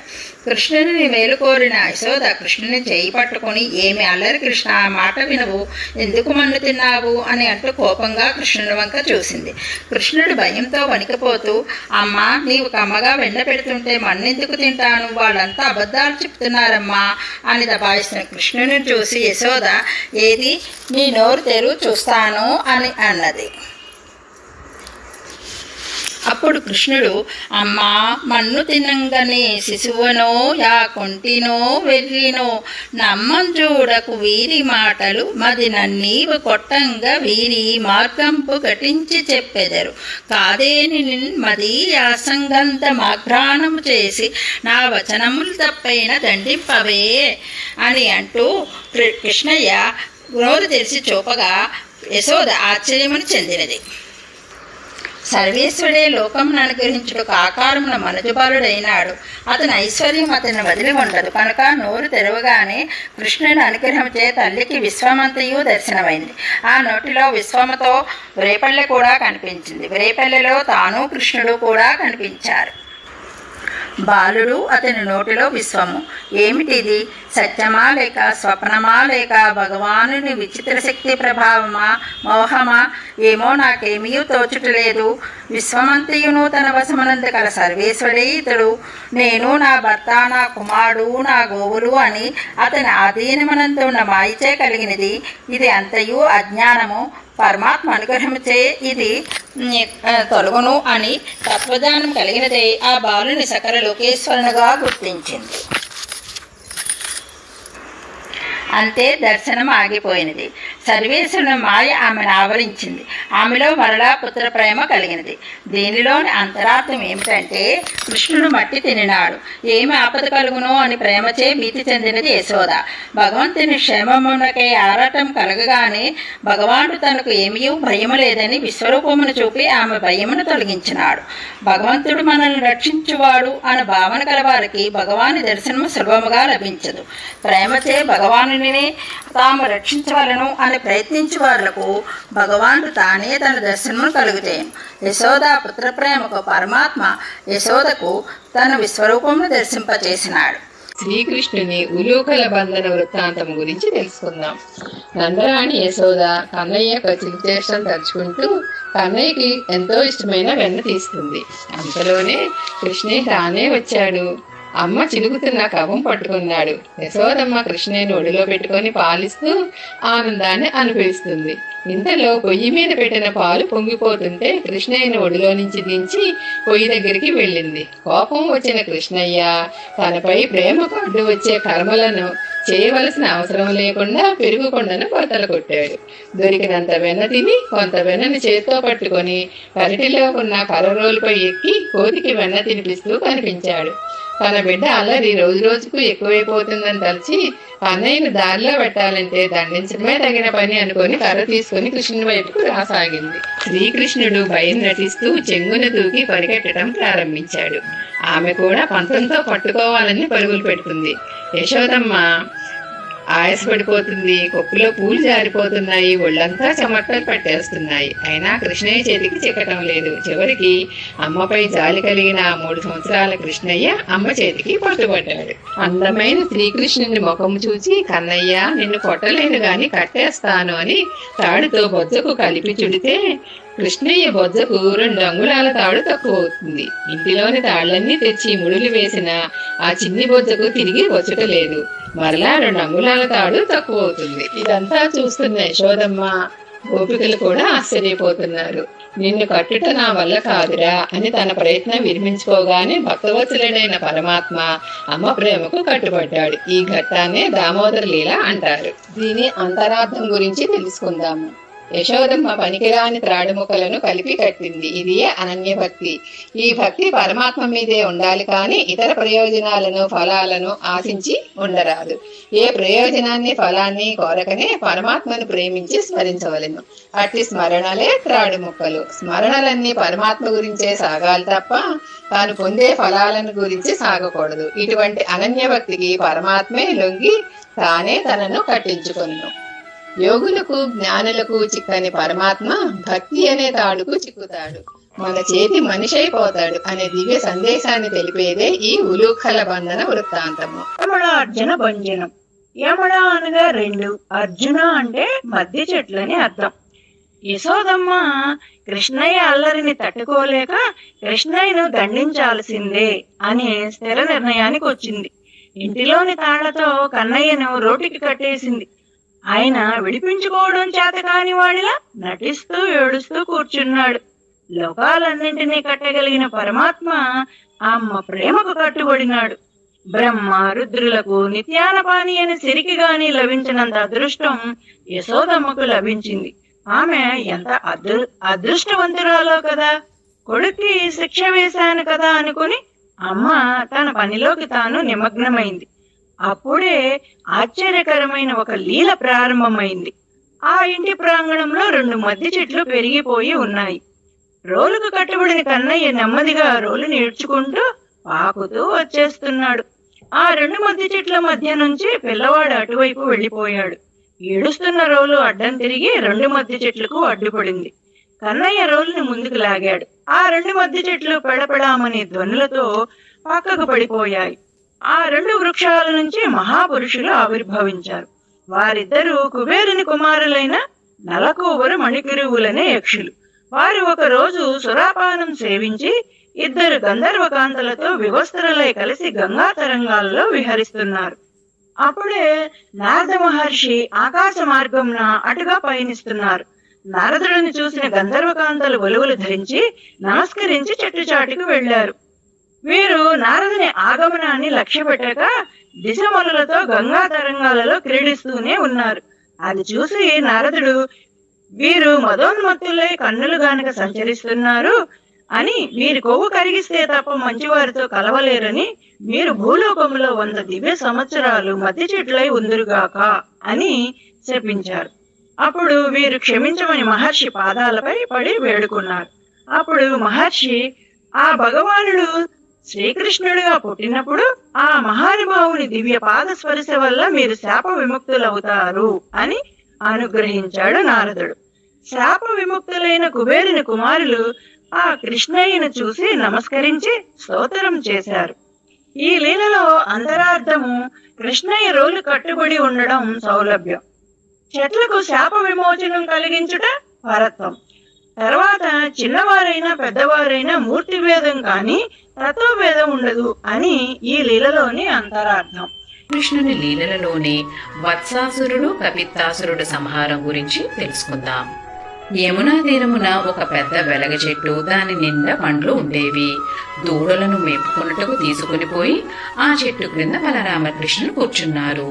దూడలో దూడగా ఒక రాక్షసుడు ఆవేశించాడు. ఆ వెలగ చెట్టుపై ఒక రాక్షసుడు ఆవేశించాడు. వెలగ పండ్లకై కృష్ణుడా చెట్టు క్రిందకు వచ్చినప్పుడు పండుతో అతనిని చంపవలెనని, దూడగా కుమ్మి చంపవలెనని 2 రాక్షసులు ఒక్కసారిగా వచ్చారు. దూడల మందలో మధ్యలో ఒక దూడగా ఉన్నాడు రాక్షసుడు. సర్వజ్ఞుడైన కృష్ణయ్యకు అన్నీ తెలుసు. ఈ దూడ ఎంత బాగున్నదో అని బలరామునకు చూపుచూ దాని దగ్గరికి వెళ్ళాడు. దాని వెనక 2 పాదములు కలిసి పట్టాడు. తోక జాడించుటకు వీలు లేకుండా వెనక పాదముతో చుట్టాడు.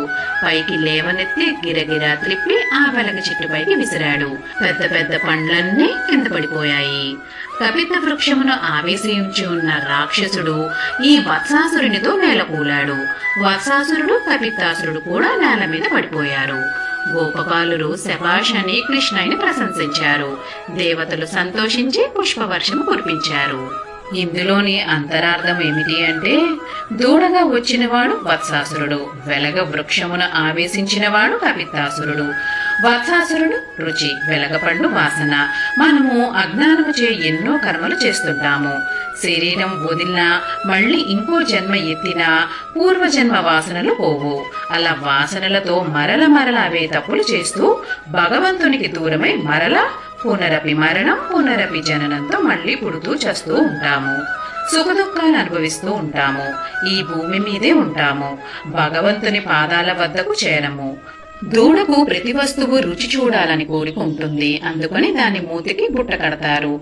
వెలగ పండుకి వాసన ఎక్కువ కావున రుచికి దూడ, వాసనకు వెలగపండు. ఈ రెండు రాజస తామస గుణాలు. వీటి వల్ల అసురులుగా మారతారు. ఈ రెండు మన మనసులో ఉంటే భగవంతునికి దూరం అవుతాము.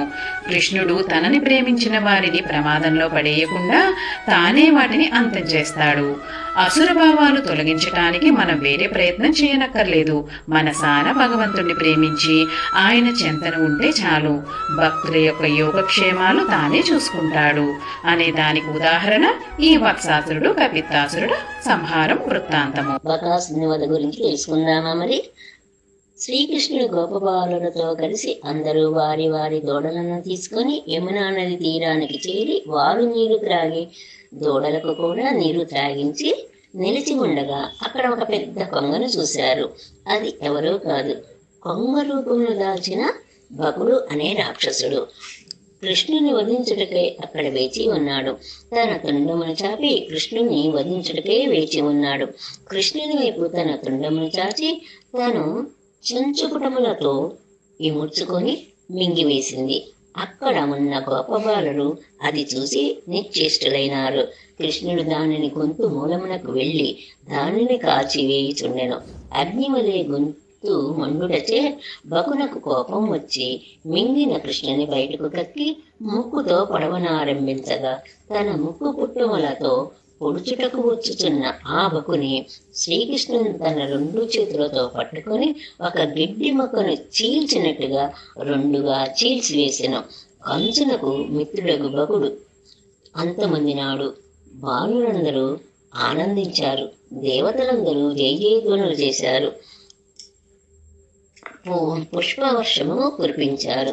ఆకాశంలో దుందులు మురుగాయి. దేవతలు స్తోత్రం చేశారు. ఇందులో రహస్యం చూద్దాము. దంభమాను గుణము భగవానుని దూరము చేయుటలో ప్రబలమైనది. మన మనసులో ఒక విధంగా ఉండి వెలుపులకు వేరొక విధంగా ఉండటయే దంభము. కొంగ తెల్లగా నిశ్చలంగా ఉండి ఒక యోగి వలె నీటి ఒడ్డున నిలిచి భగవాని కోసం ధ్యానించినట్లు ఉంటుంది. కానీ అది తనకు ఆహారం కొరకు ధ్యానించుతూ ఒక చేపను ఒడిసి కొట్టటకు వేచి ఉంటుంది. ఇది ఏ దంభము. తన ప్రవర్తన చేయి ఎదుటివారి దుష్టత్వము బయటపడకుండా కప్పుకొని లోన దుష్టులే ఉండే వాళ్లకు భగవానుడు దూరమగును. కొంగ శ్రీకృష్ణుని చంపవలనని వచ్చినదే దంభము. మనలో భగవానుని దూరము చేయు ప్రయత్నించును. శ్రీకృష్ణుని ప్రేమించిన చాలు దంభము అంతమగును. మన ప్రయత్నము అక్కరలేకయే స్వామియే దానిని అంతమొందించును. స్వామియే సాధనమగును. స్వామియే ప్రతిబంధకములు తొలగించును. తాను మనకి లభించినట్లు చేసుకొనును. దంభ నిరాకరణమే బకాసుర వధ. అఘాసుర వధ గురించి చెప్పుకుందాం. ఆ గోపబాలుడితో శ్రీకృష్ణుడు బృందావనంలో విహరిస్తూ ఉంటే వాళ్ళ సంతోషాన్ని చూడలేక అఘాసురుడు అజగరం అనే కొండ చిలువ ఆకారంతో కృష్ణుని మింగేయాలని చూశాడు. గోపబాలురు ఏ మార్గంలో వెళుతున్నారో చూసి ఆ దారిలో తన నోరు తెరిచి పైభాగం ఆకాశం వైపు, క్రింది భాగం భూమి మీదకి, మధ్య భాగం అంధకారం ఉన్నదట. దాని నాలుక పొడవుగా రహదారిగా ఉన్నదట. రెండు నేత్రాలు అగ్నిలాగా మండుతున్నాయట. గోపబాలురు చూచి, ఇక్కడ రోజూ చూస్తున్నాము, లేదే ఇది బృందావనంలో విశేషమేమో, కాదు సర్పమేమో, మనకేం భయం లేదు, శ్రీకృష్ణుడున్నాడుగా, వత్సాసుర బకాసురులు చంపాడు కదా, ధైర్యంగా లోనికి వెళ్ళారు. ఎక్కడికి వెళ్ళారో మృత్యుముఖంలోకి వెళ్ళారు. నాలుక కదలగానే పొట్టలో పడ్డారు. ఆ జఠరాగ్నికి వాళ్ళందరూ మాడిపోయారు. కృష్ణుడు వారిని చూశాడు. లోనికి వెళ్తుంటే వెళ్ళొద్దు సుధామా అని కేకలు పెట్టారు. కృష్ణుడు వాళ్ళ అవస్థను చూసి సహించలేక వాళ్ళకి తన మీద ఉన్న విశ్వాసంతో ఉన్నవారిని కాపాడకపోతే ఎలా, కృష్ణుడు పరిగెత్తుకుంటూ వాడి నోటిలోకి వెళ్ళాడని దేవతలందరూ మృత్యువు నోటిలోకి వెళ్ళాడంటే భయపడ్డారు. కృష్ణుడు దాని నోటిలో గొంతు దగ్గరికి వెళ్ళి తన శరీరాన్ని పెంచేశాడు. ద్వారం మూసుకుపోయింది. పీల్చే గాలి లోనికి వెళ్ళక గిలగిలా కొట్టుకుంటూ ఆ ప్రాణం సహస్రారం నుండి ఛేదించుకొని వచ్చింది. ఆ ద్వారం నుండి గోపబాలుడు కృష్ణుడు బయటపడ్డారు. అఘాసురుడిలో తేజస్సు కృష్ణుని పాదాల వద్ద చేరింది. అఘాసురుడికి మోక్షం లభించింది. దేవతలందరూ ఆనందించారు. బాలుర మృత శరీరాలను తన దివ్యమైన చూపులతో చూడగానే వారి మీద అమృత వర్షం పడినట్లు నిద్రపోతున్నట్టుగా లేచారు. తన దృష్టితో తను వారిని బతికించాడు. ఇదంతా 5 ఏళ్ల వయసులోనే జరిగింది. ఈ లీలలోని రహస్యార్థం ఏమిటంటే తెలుసుకుందాం. మనలోని అసుర ప్రవృత్తికి ఆధారమైన అహంవృత్తియే అఘాసురుడు. ప్రతి క్షణం ఈ అహంవృత్తి భయంకరంగా నోరు తెరిచి మనలను కబళించడానికి సిద్ధంగా ఉంటుంది. కృష్ణుడు శరీరాన్ని పెంచినట్టుగా ఆత్మవిచారాన్ని తీవ్రంగా చేస్తే అహంవృత్తిని ఆ విచారమే నశింపజేసి ఆత్మదర్శనం కలుగజేస్తుంది. ఉత్సాహరణం గురించి తెలుసుకుందాము. గోపవాళ్ళు అందరూ చద్దులు మూటగట్టుకొని వనంలో విందులు చేసుకుంటూ గడుపుతున్నారు. ఇలా వీరు వినోదాల్లో ఉండగా వారి గోవులన్నీ అరణ్యంలో పచ్చిక మేస్తూ వారి కంటికి కనపడనంత దూరం వెళ్ళాయి. భోజనాలు అయ్యాక చూసుకుంటే ఒక్క లేక దూడ కూడా చుట్టుపక్కల కనపడలేదట. అప్పుడు కృష్ణుడు అందరినీ ఓదార్చి వెతకడానికి బయలుదేరాడు. ఆ తోటలు, కొండలు, ఆ చుట్టుపక్కల వెతికినా కూడా ఒక్క గోవు కూడా కనపడలేదట. తిరిగి వచ్చి చూస్తే ఇక్కడ ఒక్క గోపబాలుడు కూడా కనపడలేదు. అప్పుడు ఇది బ్రహ్మ చేసిన ఇంద్రజాలమని కృష్ణుడు గ్రహించి అప్పుడు కృష్ణుడు తానే గోవుగా గోపబాల రూపము ధరించి వారందరినీ వారి వారి ఇళ్లలో విడిచిపెట్టి వచ్చాడు. ఇలా సంవత్సరం గడిచింది. అప్పుడు బ్రహ్మ గృహంలో దాచిపెట్టిన గోవులు గోపబాలను అక్కడే ఉన్నారు.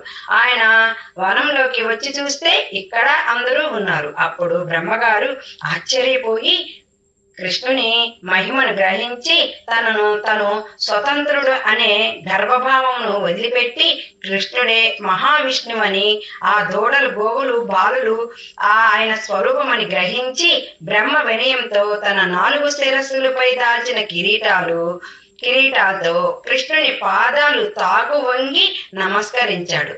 ఇంట్లో అంతరార్థం ఏమిటంటే ఈ జగము ఎవరిచే సృష్టించిందో జీవిస్తుందో మరలా వారిలోనే చేరుతుందో ఎవరిని పొందుతుందో అతను బ్రహ్మము. దూడలు గోపబాలులు కృష్ణునితో సృష్టించబడి అతని చేతనే నిలిచి ఉండి మరలా అతనిలోనే లయము చెందినట్టు ఈ వత్సాపహరణ ఘట్టము వలన తెలుసుకున్నాం. భగవంతుని అందరి గుణములను భగవాన్నితో కూడా అనుభవించటే మోక్షమని ఉపనిషత్తు నిరూపిస్తుంది. గోపబాలులతో కలిసి కృష్ణుడు చద్దులు ఆరగించటంలో మోక్ష స్వరూపము తెలియచున్నది. కృష్ణుని సౌందర్య మాధుర్యమును స్వామితో పాటు గోపబాలులు అనుభవించుచు భుజించారు. ఇదియే మోక్షము. ఇదియే లీలలోని రహస్యార్థము. శ్రీకృష్ణ లీలలో భాగంగా రేణుకాసుర వధ గురించి విందాం. శ్రీకృష్ణ చలికాండలో శ్రీరాముడు, గోపాలుడు, సుబలుడు మనవారు ఒకనాడు బలరామకృష్ణును సమీపించి, ఇక్కడికి కొద్ది దూరంలో తాళవనం అనేది ఒకటి ఉన్నది. అందులో లభించే తాటి పండ్లు చాలా మధురంగా ఉంటాయి. కానీ ఆ వనంలో దేనకుడు అనే గర్ధపరూపడిన రాక్షసుడు ఉన్నాడు. అతడు ఆ వనంలోనికి రానివ్వక, పండ్లు తీసుకోనివ్వక అందరినీ బాధ పెట్టుచున్నాడు అని తెలుపుతారు. కానీ ఆ పండ్లు తినాలని మాకు చాలా కుతూహలంగా ఉన్నది. రేణుకాసురుడికి భయపడి ఎవరు కూడా ఆ వనంలోకి ప్రవేశించట్లేదు అని తెలుపుతారు. స్నేహితుల కోరిక తీర్చాలి కదా మరి. అందుకని బలరామకృష్ణుడు తాళవనంలోకి ప్రవేశిస్తారు. బలరాముడు బలమైన తన బాహువులతో తాటి చెట్లను ఊపి ఆ ఫలాలను కింద పడవేస్తాడు. ఆ ఫలములు కింద పడుతూ ఉంటే ఆ శబ్దాన్ని ఆలకించి భూమి కంపింపజేసే వేగంతో రేణుకాసురుడు అతడికి వస్తాడు. దుర్మార్గుడుగా రాక్షసుడు వేగంగా వచ్చి వెనక కాళ్ళతో బలరాముని రొమ్ము మీద తన్ని గాడిద వలె అరుస్తూ అటు ఇటు పిచ్చివానం వలె పరిగెడుతూ ఉంటాడు. క్రూర స్వభావులు సత్యాసత్యములు పరిశీలించరు. రేణుకాసురుడు రాగానే ఏమీ విచారించకనే బలరాముని తన్నుతాడు. అది కూడా వెనకాలతో తంతాడు. అసురుడైన వాడికి ముందు చూపు ఉండదు. ప్రతి పనిని ముందు చూపు లేకుండానే ఆచరిస్తాడు. మళ్ళీ రేణుకాసురుడు ఈసారి కూడా వెనక కాళ్ళతో బలరాముని తన్నడానికి ప్రయత్నిస్తాడు. ఇక బలరాముడు ఆలస్యం చేయకుండా రేణుకాసురుని కాళ్ళు పట్టుకొని గిరిగిరా తిప్పుతాడు. ఆ వేగానికి రాక్షసుడు ప్రాణాల్ని వదులుతాడు. చచ్చినాడని తెలిసినాక వాడిని తాటి చెట్టుపై విసిరేస్తాడు. ఆ బరువును తట్టుకోలేక ఆ తాటి చెట్టు మరి ఒక చెట్టుపై పడుతుంది. ఆ చెట్టు ఇంకొక చెట్టుపై పడుతుంది. ఇలా కొద్దిసేపట్లో ఆ తాళవనమంతా బీభత్సంగా మారిపోతుంది. మనము నిత్య జీవితంలో ఎందరినో చూస్తూ ఉంటాం. పరుల డబ్బుతో కులుకుతూ తమను మించిన వారు లేరంటే విర్రవీకి తిరుగుతూ ఉంటారు. క్షీణదశ రాగానే సమస్తము కోల్పోయి రహదారులు వెంటబడి పిచ్చగలవలే తిరుగుతూ ఉంటారు. తనని కాని దాన్ని ఎవరైతే అనుభవించాలని కోరుకుంటారో వాడే లోపగుణము గల రేణుకాసురుడు.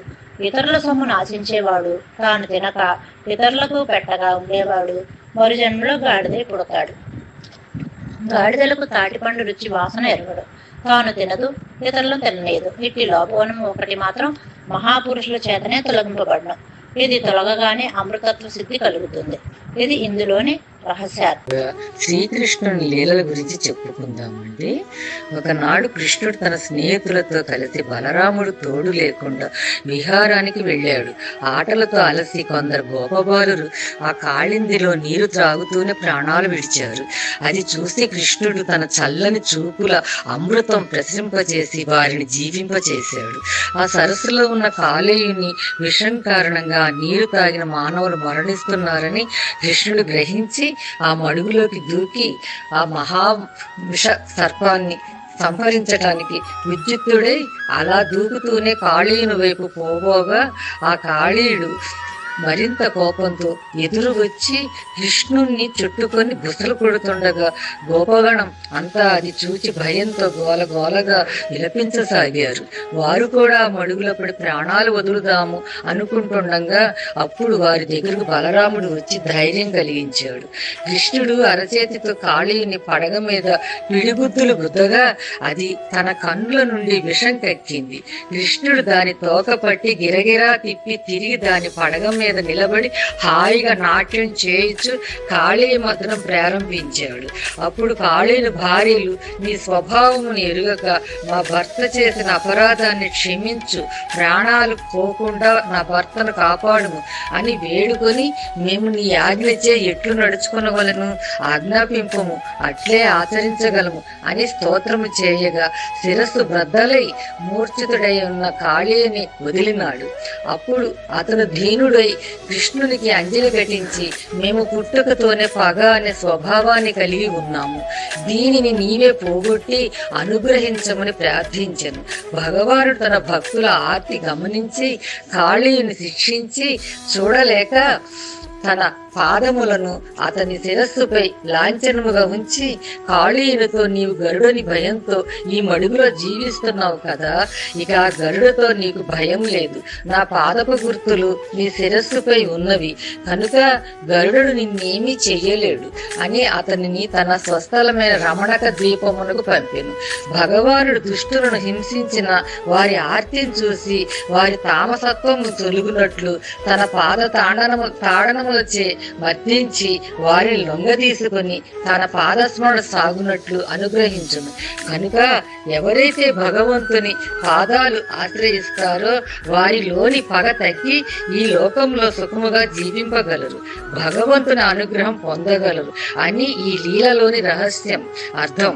ప్రలంభాసుర వధ. బృందావనంలో రామకృష్ణులు ఇరువురు నీటి మడుగుల చెంత బాగా పెరిగిన లేతగడ్డిని చూచి తమ గోవుల్ని అక్కడికి తీసుకుని పోయి మేపుతున్నారు.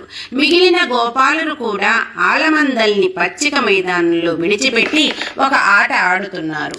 అక్కడికి ప్రలంభాసురుడైన రాక్షసుడు గోపాలకులకు గోపాలకుడి రూపంలో వచ్చి గోపాలకుల బృందంలో కలిసిపోయాడు. ఈ రాక్షసుడు కుబేరుని శాపంతో జన్మించిన వాడని, పుష్పములను అనధికారంగా తీసుకున్నప్పుడు శాపం పాలవుతాడు. అశ్రద్ధతో చేసిన పాపం వల్ల ఇతను రాక్షసుడయ్యాడు. రామకృష్ణులు 2 వర్గాలుగా చీలి రాళ్లను దూరంగా విసిరే ఆటను ఆడుకుంటున్నారు. దూరంగా విసరలేని వాడు ఓడిపోయినట్లే. ఓడినవాడు గెలిచిన వాడిని భుజాలపై ఎక్కించుకొని గమ్యం దాకా తీసుకొని పోవాలి. ఓటమి పాలైన పక్షములోని శ్రీకృష్ణ భగవానుడు శ్రీరాముని, భద్రసేనుడు వృషభుని, ప్రలంభాసురుడు బలరాముడిని మోసిరి. సర్వజ్ఞుడైన శ్రీకృష్ణుడు అతనిని చూచినంతనే ఇతడు రాక్షసుడు అని గుర్తించెను. క్రీడాపక్షములు 2గా ఏర్పడినప్పుడే ప్రలంభుడు ఇట్లు ఆలోచించెను. బలరాముని జట్టులో చేరినచో ఓటమి పాలైనప్పుడు అవతలి జట్టునకు నాయకుడైన శ్రీకృష్ణుని మోయవలసిన అవసరం రావచ్చును. శ్రీకృష్ణుని మోయట కష్టము. శ్రీకృష్ణుని పక్షము చేరినచో, అవసరమైనచో బలరాముని మోయట సులభము. ఇట్లు ఊహించి ప్రలంభుడు శ్రీకృష్ణుని పక్షమున చేరెను. ఇప్పుడు ఓడిన జట్టులోనున్న ప్రలంభుడు బలరాముణ్ణి తన వీపుపై ఎక్కించుకొని మోయిచూ దింపవలసిన గమ్యము వచ్చినను ఆగక చక్కటి అవకాశము చేతిలోకి వచ్చిందని ప్రలంభాసురుడు చొంకలు గుద్దుకున్నాడు. నెమ్మదిగా ఆకాశంలోకి లేచాడు. అనుమానం కలిగింది బలరాముడికి. వెంటనే తన భారాన్ని 2 చేసి తన పిడికిలితో ఒక్క పోటు పొడిచాడు ప్రలంభాసురుని తల మీద. అసలే బలరాముణ్ణి మొయ్యలేకపోతున్నాడు రాక్షసుడు. తల మీద పడిన పిడికిలి పోటుకు ప్రాణాలే కోల్పోయాడు. దేవతలు గోపబాలుల రూపమును ధరించి గోకులమునకు విచ్చేసి గోపజాతి ముసుగులోనున్న బలరామకృష్ణులను స్తుతించుచుండిరి. దీనిలో అంతరార్థము, భగవద్భక్తులను ఆశ్రయింపక భగవంతుని ఆశ్రయించుట ప్రమాదహేతువు. భగవంతునికి హాని చేయుట తలంచుట కంటే భగవద్భక్తుని హింసింప ప్రయత్నించుట వినాశహేతువు. కృష్ణుని హింసించుట మాని బలరాముని హింసింపబూనుట ప్రలంబునకు మృత్యువేతువాయెను. గోపబాలకులందరూ బలరామునికి హర్షధ్వానాలు పలికిరి. గోపికా వస్త్రాపరణం గురించి తెలుసుకుందాం. ఒకనాడు గోపికలు కొంతమంది యమునా తీరానికి పోయి స్నానం చేయడానికి సిద్ధమైనారు. నదీ తీరంలో ఉన్న ఒక మర్రి చెట్టు మొదల్లో తమ వస్త్రాలను, ఆభరణాలను పెట్టి నీటిలో దిగి జలక్రీడలు ఆడుతున్నారు. జలక్రీడల్లో కూడా వాళ్ళు కృష్ణుడినే స్మరిస్తున్నారు. ఆ సమయంలో శ్రీకృష్ణుడు కొంతమంది గోపబాలకులతో కలిసి యమునా నది తీరానికి వచ్చాడు. తోటివారిని కనుసైతో పిలిచి కృష్ణుడు మాట్లాడకుండా పొదలమాటున పొంచి తల వంచుకుని మర్రి చెట్టు మొదట్లో విడిచిపెట్టిన గోపికల చీరలు, రవికలు గుట్టు చప్పుడు కాకుండా దొంగిలించి చెట్టు పైన కూర్చున్నాడు. యమునలో స్నానం చేస్తున్న గోపికల్లో ఒకరు వస్త్రాలు లేకుండడం గమనించి ఒక్కసారి అందరూ గొల్లెమన్నారు. అంతవరకు ఉత్సాహంగా జలక్రీడలాడిన గోపశ్రీలు ఏమి చేయాలో తెలియక నిరుత్సాహంతో ఉన్నారు. ఇంతలో ఎక్కడి నుండో మధురంగా వేణుగానం వాళ్ళకి వినిపించింది. తన్మయం చెంది నిశ్చేష్టులే నిలిచిపోయారు. మురళీగానం విన్నవారికి సమీపంలో ఎక్కడో కృష్ణుడు దాగి ఉన్నాడని నిశ్చయించుకుని చేతులు జోడించి ఆ నల్లనయ్యను ప్రార్థించారు. నెమ్మదిగా మబ్బుచాటు నుండి బయటకు వచ్చిన సూర్యునిలా కృష్ణుడు అందరికీ కనువిందు చేస్తూ దర్శనమిచ్చాడు. కంటి ముందు కనబడుతున్న కృష్ణుణ్ణి మా చీరలు మాకు ఇవ్వమని ప్రాధేయపడ్డారు. సిగ్గు విడిచి ఒడ్డుకు వచ్చి తన వద్దనున్న వస్త్రాల్ని అందుకోమన్నాడు. కృష్ణుని పాటలకు ఆ గోపికలందరూ ఒకరి ముఖం ఒకరు చూసుకుంటూ ఉండిపోయారు. అప్పుడు కృష్ణుడు, నా వంటి భర్త కోసం కాత్యాయని దేవిని ఆరాధిస్తున్నారు కానీ గట్టుపైకి వచ్చి మీ చీరల్ని తీసుకోమంటే సిగ్గుపడి సందేహిస్తున్నారా? మీరు వ్రతనిష్ఠులై ఉండి వలువలు లేకుండా నీళ్లలోకి దిగి స్నానాలు చేస్తున్నారు కాబట్టి మీకు వ్రతమునందు దోషం వచ్చింది. మీరు అపచారం చేశారు. ఈ దేహాభిమానాన్ని వదిలి సంపూర్ణ శరణాగతి చేయాలి. సంపూర్ణ శరణాగతి అంటే తమ బంధుత్వాల్ని కానీ తమకున్న సుఖాలు కానీ నాది అంటూ ఏదీ లేదు అంటూ సర్వస్వం త్యజించేయాలి. ఆఖరికి తన శరీరం మీద వ్యామోహాన్ని కూడా వదిలి శరణాగతి చేయాలి. పరమాత్మ యొక్క పరిపూర్ణ కటాక్షం పొందాలంటే సంపూర్ణ శరణాగతి చేయాలి అంటూ ఉపదేశించాడు. అప్పుడు గోపికలందరూ నెమ్మదిగా తేరుకొని స్వామి, ఇదిగో మేమందరం ఒకేసారి 2 చేతులు పైకెత్తి నీకు వందనం చేస్తున్నాం. ఈ వందనాన్ని స్వీకరించి మా సిద్ధిని అర్థం చేసుకోవాలని దీన స్వరంతో ప్రార్థించారు. కృష్ణుడు వారిని కరుణించి వారి దుస్తుల్ని వారికి అందజేశాడు. ఈ సంపూర్ణ శరణాగతి తత్వం పరిపూర్ణంగా తీసుకొచ్చి మనల్ని అనుగ్రహిస్తాడు. అది తెలుసుకోవడమే గోపికా వస్త్రాపహరణం. గోవర్ధనగిరి వైభవం గురించి తెలుసుకుందాం. శ్రీకృష్ణ భగవానుడు చెప్పిన విధంగా గోపాలురు గోవర్ధనగిరికి పూజ చేసి వండిన పదార్థములన్నీ నివేదన చేసి ప్రదక్షిణ చేసి నందవ్రజానికి ఆనందంతో వెళ్లారు. ఇంద్రుని యాగం మానిన నందునిపై ఇంద్రునికి కోపం వచ్చి వారిపై వడగళ్ల వానను కురిపించగా అప్పుడు గోపాలురు ఆ వాన నుండి కాపాడమని శ్రీకృష్ణుడిని వేడుకొనగా గోపాలులకు రక్షణ జరగాలని కృష్ణుడు ఆలోచించి గోవర్ధనమును ఆరాధించితిమి కనుక గోవర్ధనమే మనలను రక్షించును అంటూ తన చేతితో ఆ గోవర్ధన పర్వతమును అవలీలగా ఎత్తి గొడుగు వలె ధరించినాడు. దాని క్రింద ప్రజములోని గోవులు, గోపాలులు, గోపికలు నిలువగలిగినంత స్థలం కలిగినది. శ్రీకృష్ణ భగవానుడు వారి అందరినీ నిర్భయంగా దాని కిందకి రండి అని ఆహ్వానించారు. గోవులతో, దూడలతో, తమ ఆస్తులతో, పరివారంతో దాని కిందకు చేరగా 7 రోజుల పాటు కొండను మోసి వారందరినీ కాపాడాడు 7 సంవత్సరముల వయసులో. ఈ విధంగా శ్రీకృష్ణుడు గోవర్ధనము ధరించి గోకులమును రక్షించినాడు. ఇంద్రుడు తన దివ్య దృష్టితో రక్షించింది ఎవరు అని చూడగా శ్రీకృష్ణుడే భగవంతుడు అని తలచినాడు. ఇంద్రుడికి పశ్చాత్తాపం కలిగినది. గోకులము నుండి కామధేనువు ఇంద్రుడు వచ్చి ఏకాంతంగా శ్రీకృష్ణుడిని చేరినారు. ఇంద్రుడు శ్రీకృష్ణుని అనాధారము చేసినందుకు సిగ్గుపడినాడు.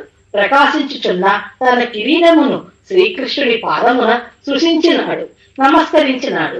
వాసుదేవుని మహిమను దర్శించి తానే దేవరాజునను మదమును వీడినాడు. చేతులు జోడించి శ్రీకృష్ణుడిని స్తుతించినాడు. నీకు కలిగిన ఐశ్వర్యంచే మదించి నన్ను మరచితివి, జ్ఞాపకము చేయుటకు ఇట్లు చేసి తిని. ఐశ్వర్య మదము కలిగిన వాడు లోనుండి నియమించుచున్న నన్ను మర్చిపోవుచుందురు.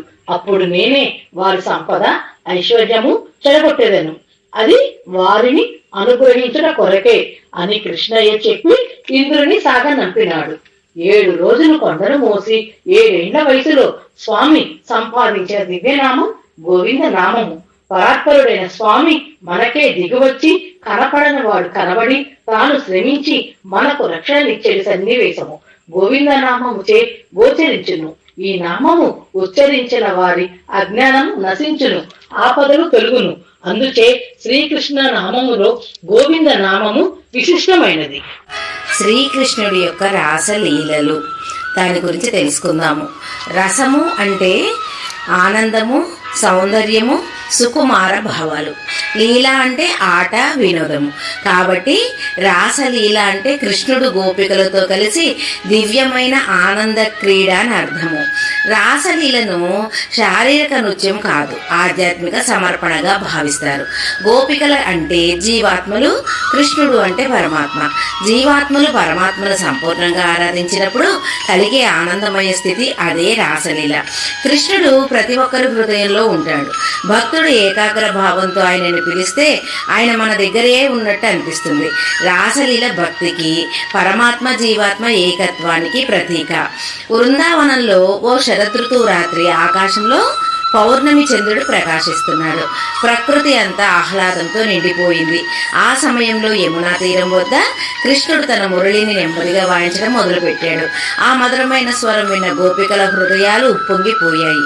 వారంతా తమ తమ ఇళ్లలో ఉన్న పనులు, కుటుంబ బంధాలు, భయాలు అన్నీ వదిలి ఆ స్వరానికి ఆకర్షితులై కృష్ణుడి వద్దకు పరిగెత్తారు. గోపికలు కృష్ణుని చూసి సంతోషంతో నమస్కరించి, మా కృష్ణ, నీవు మమ్మల్ని పిలిచావు, మేము వచ్చాము, మాతో కలిసి ఆడాలి, పాడాలి, నృత్యం చెయ్యాలి అని ప్రార్థించారు.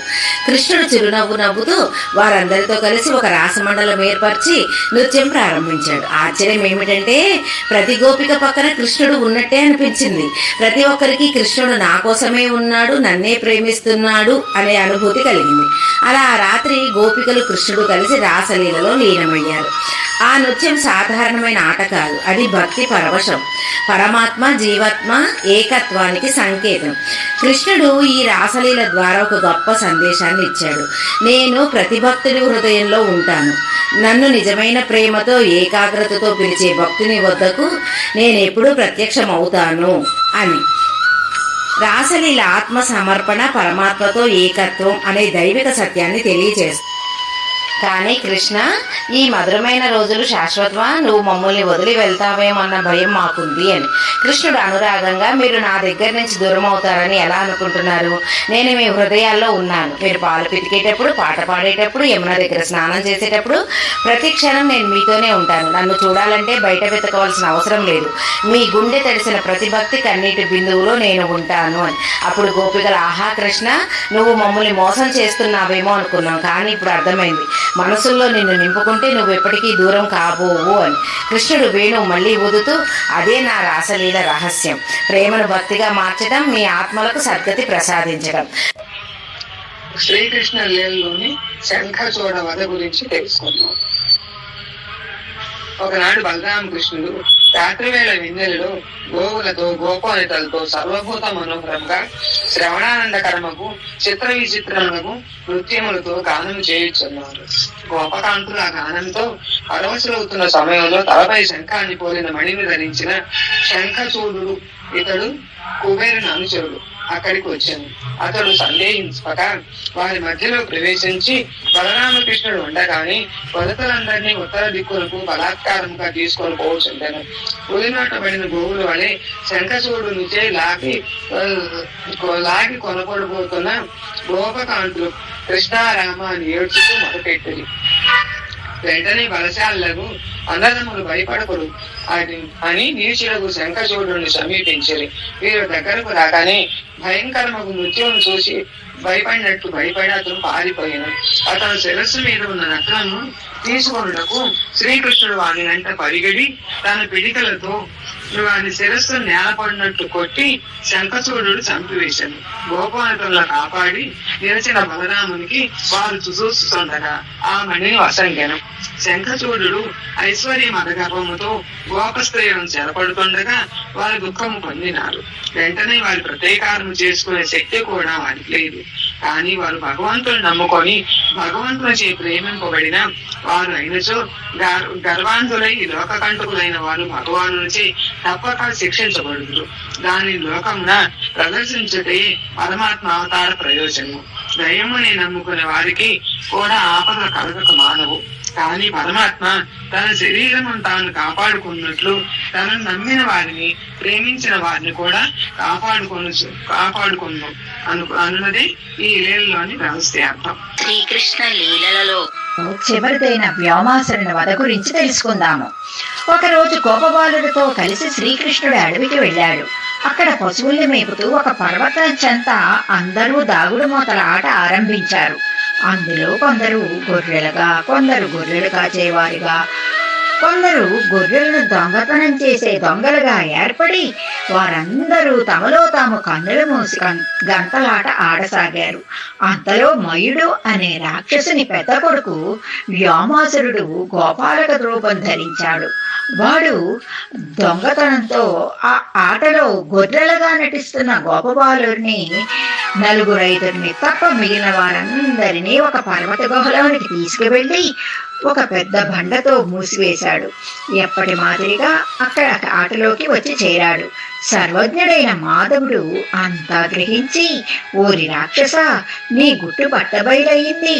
నీవు గడసరి దొంగవి, గొల్ల పిల్లలందరినీ కొండ గుహలో దాచిపెట్టావు కదా అంటూ సింహం తోడేలను పట్టుకునే మాదిరి వాడిని ఒడిసి పట్టుకున్నాడు. పద్మముల వంటి కన్నులు గల కృష్ణుడు గట్టిగా పట్టుకోగానే వాడు గొల్ల రూపం విడిచెట్టి రాక్షసాకారంతో ఉప్పొంగే మిడిసిపడినాడు. విడిచిపించుకునే శక్తి లేనందున గిజగిజలాడాడు. అప్పుడు గోవిందుడు సంగ్రామ భీముడై ఆ వ్యోముని జంకు బొంకు లేక కూల్చివేశాడు. పరమాత్మ మానవ రూపంలో కృష్ణుడుగా అవతరించే రోజునప్పటికీ రాక్షస స్వభావం గల కంసవర్గం వారు రూపంలో తమ వంటి వారే కదా అని అంతమొందించడానికి ప్రయత్నించారు. దైవభావం గల నందుని వర్గం వారు తమ వలనే వారి మధ్య ఉన్నవాడు భగవంతుడు అని నమ్మి ప్రేమించారు. తనని నమ్మి శరణు కోరిన నందన వర్గం వారిని కాపాడుతూ తనను వధించడానికై కంసుడు పంపించిన రాక్షసుల పూతనతో ప్రారంభమయ్యి వ్యోమాసురునితో అంతమయ్యారు. దుష్టులను అంతమొందించి ఆశ్రితులను కాపాడటానికి అవతరించిన శ్రీకృష్ణుని మంగళకరముగు గుణములను లీలలను ఎవరు పలుకుదురో వారి పాపములు అదృశ్యమైపోవును. ఎవరు ఎన్నో రహస్యార్థాలతో తన లీలలో నిక్షిప్తం చేసిన కృష్ణయ్యను తలుచుకుంటూ ఆ లీలను స్మరించుకుంటూ ఉంటే ఒక్కనాటికి జన్మలేని కృష్ణ సాహిత్యాన్ని పొంది తీరుతారు.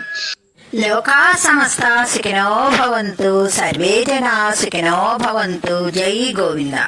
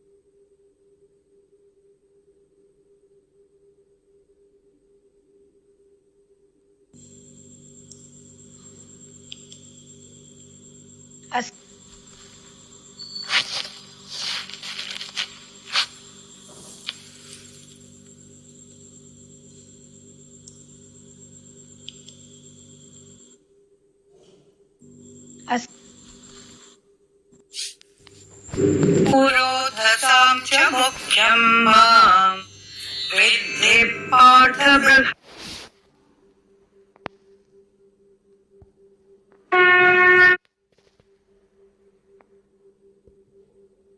अस्मद्गुरुभ्यो नमः. श्रीमते राम.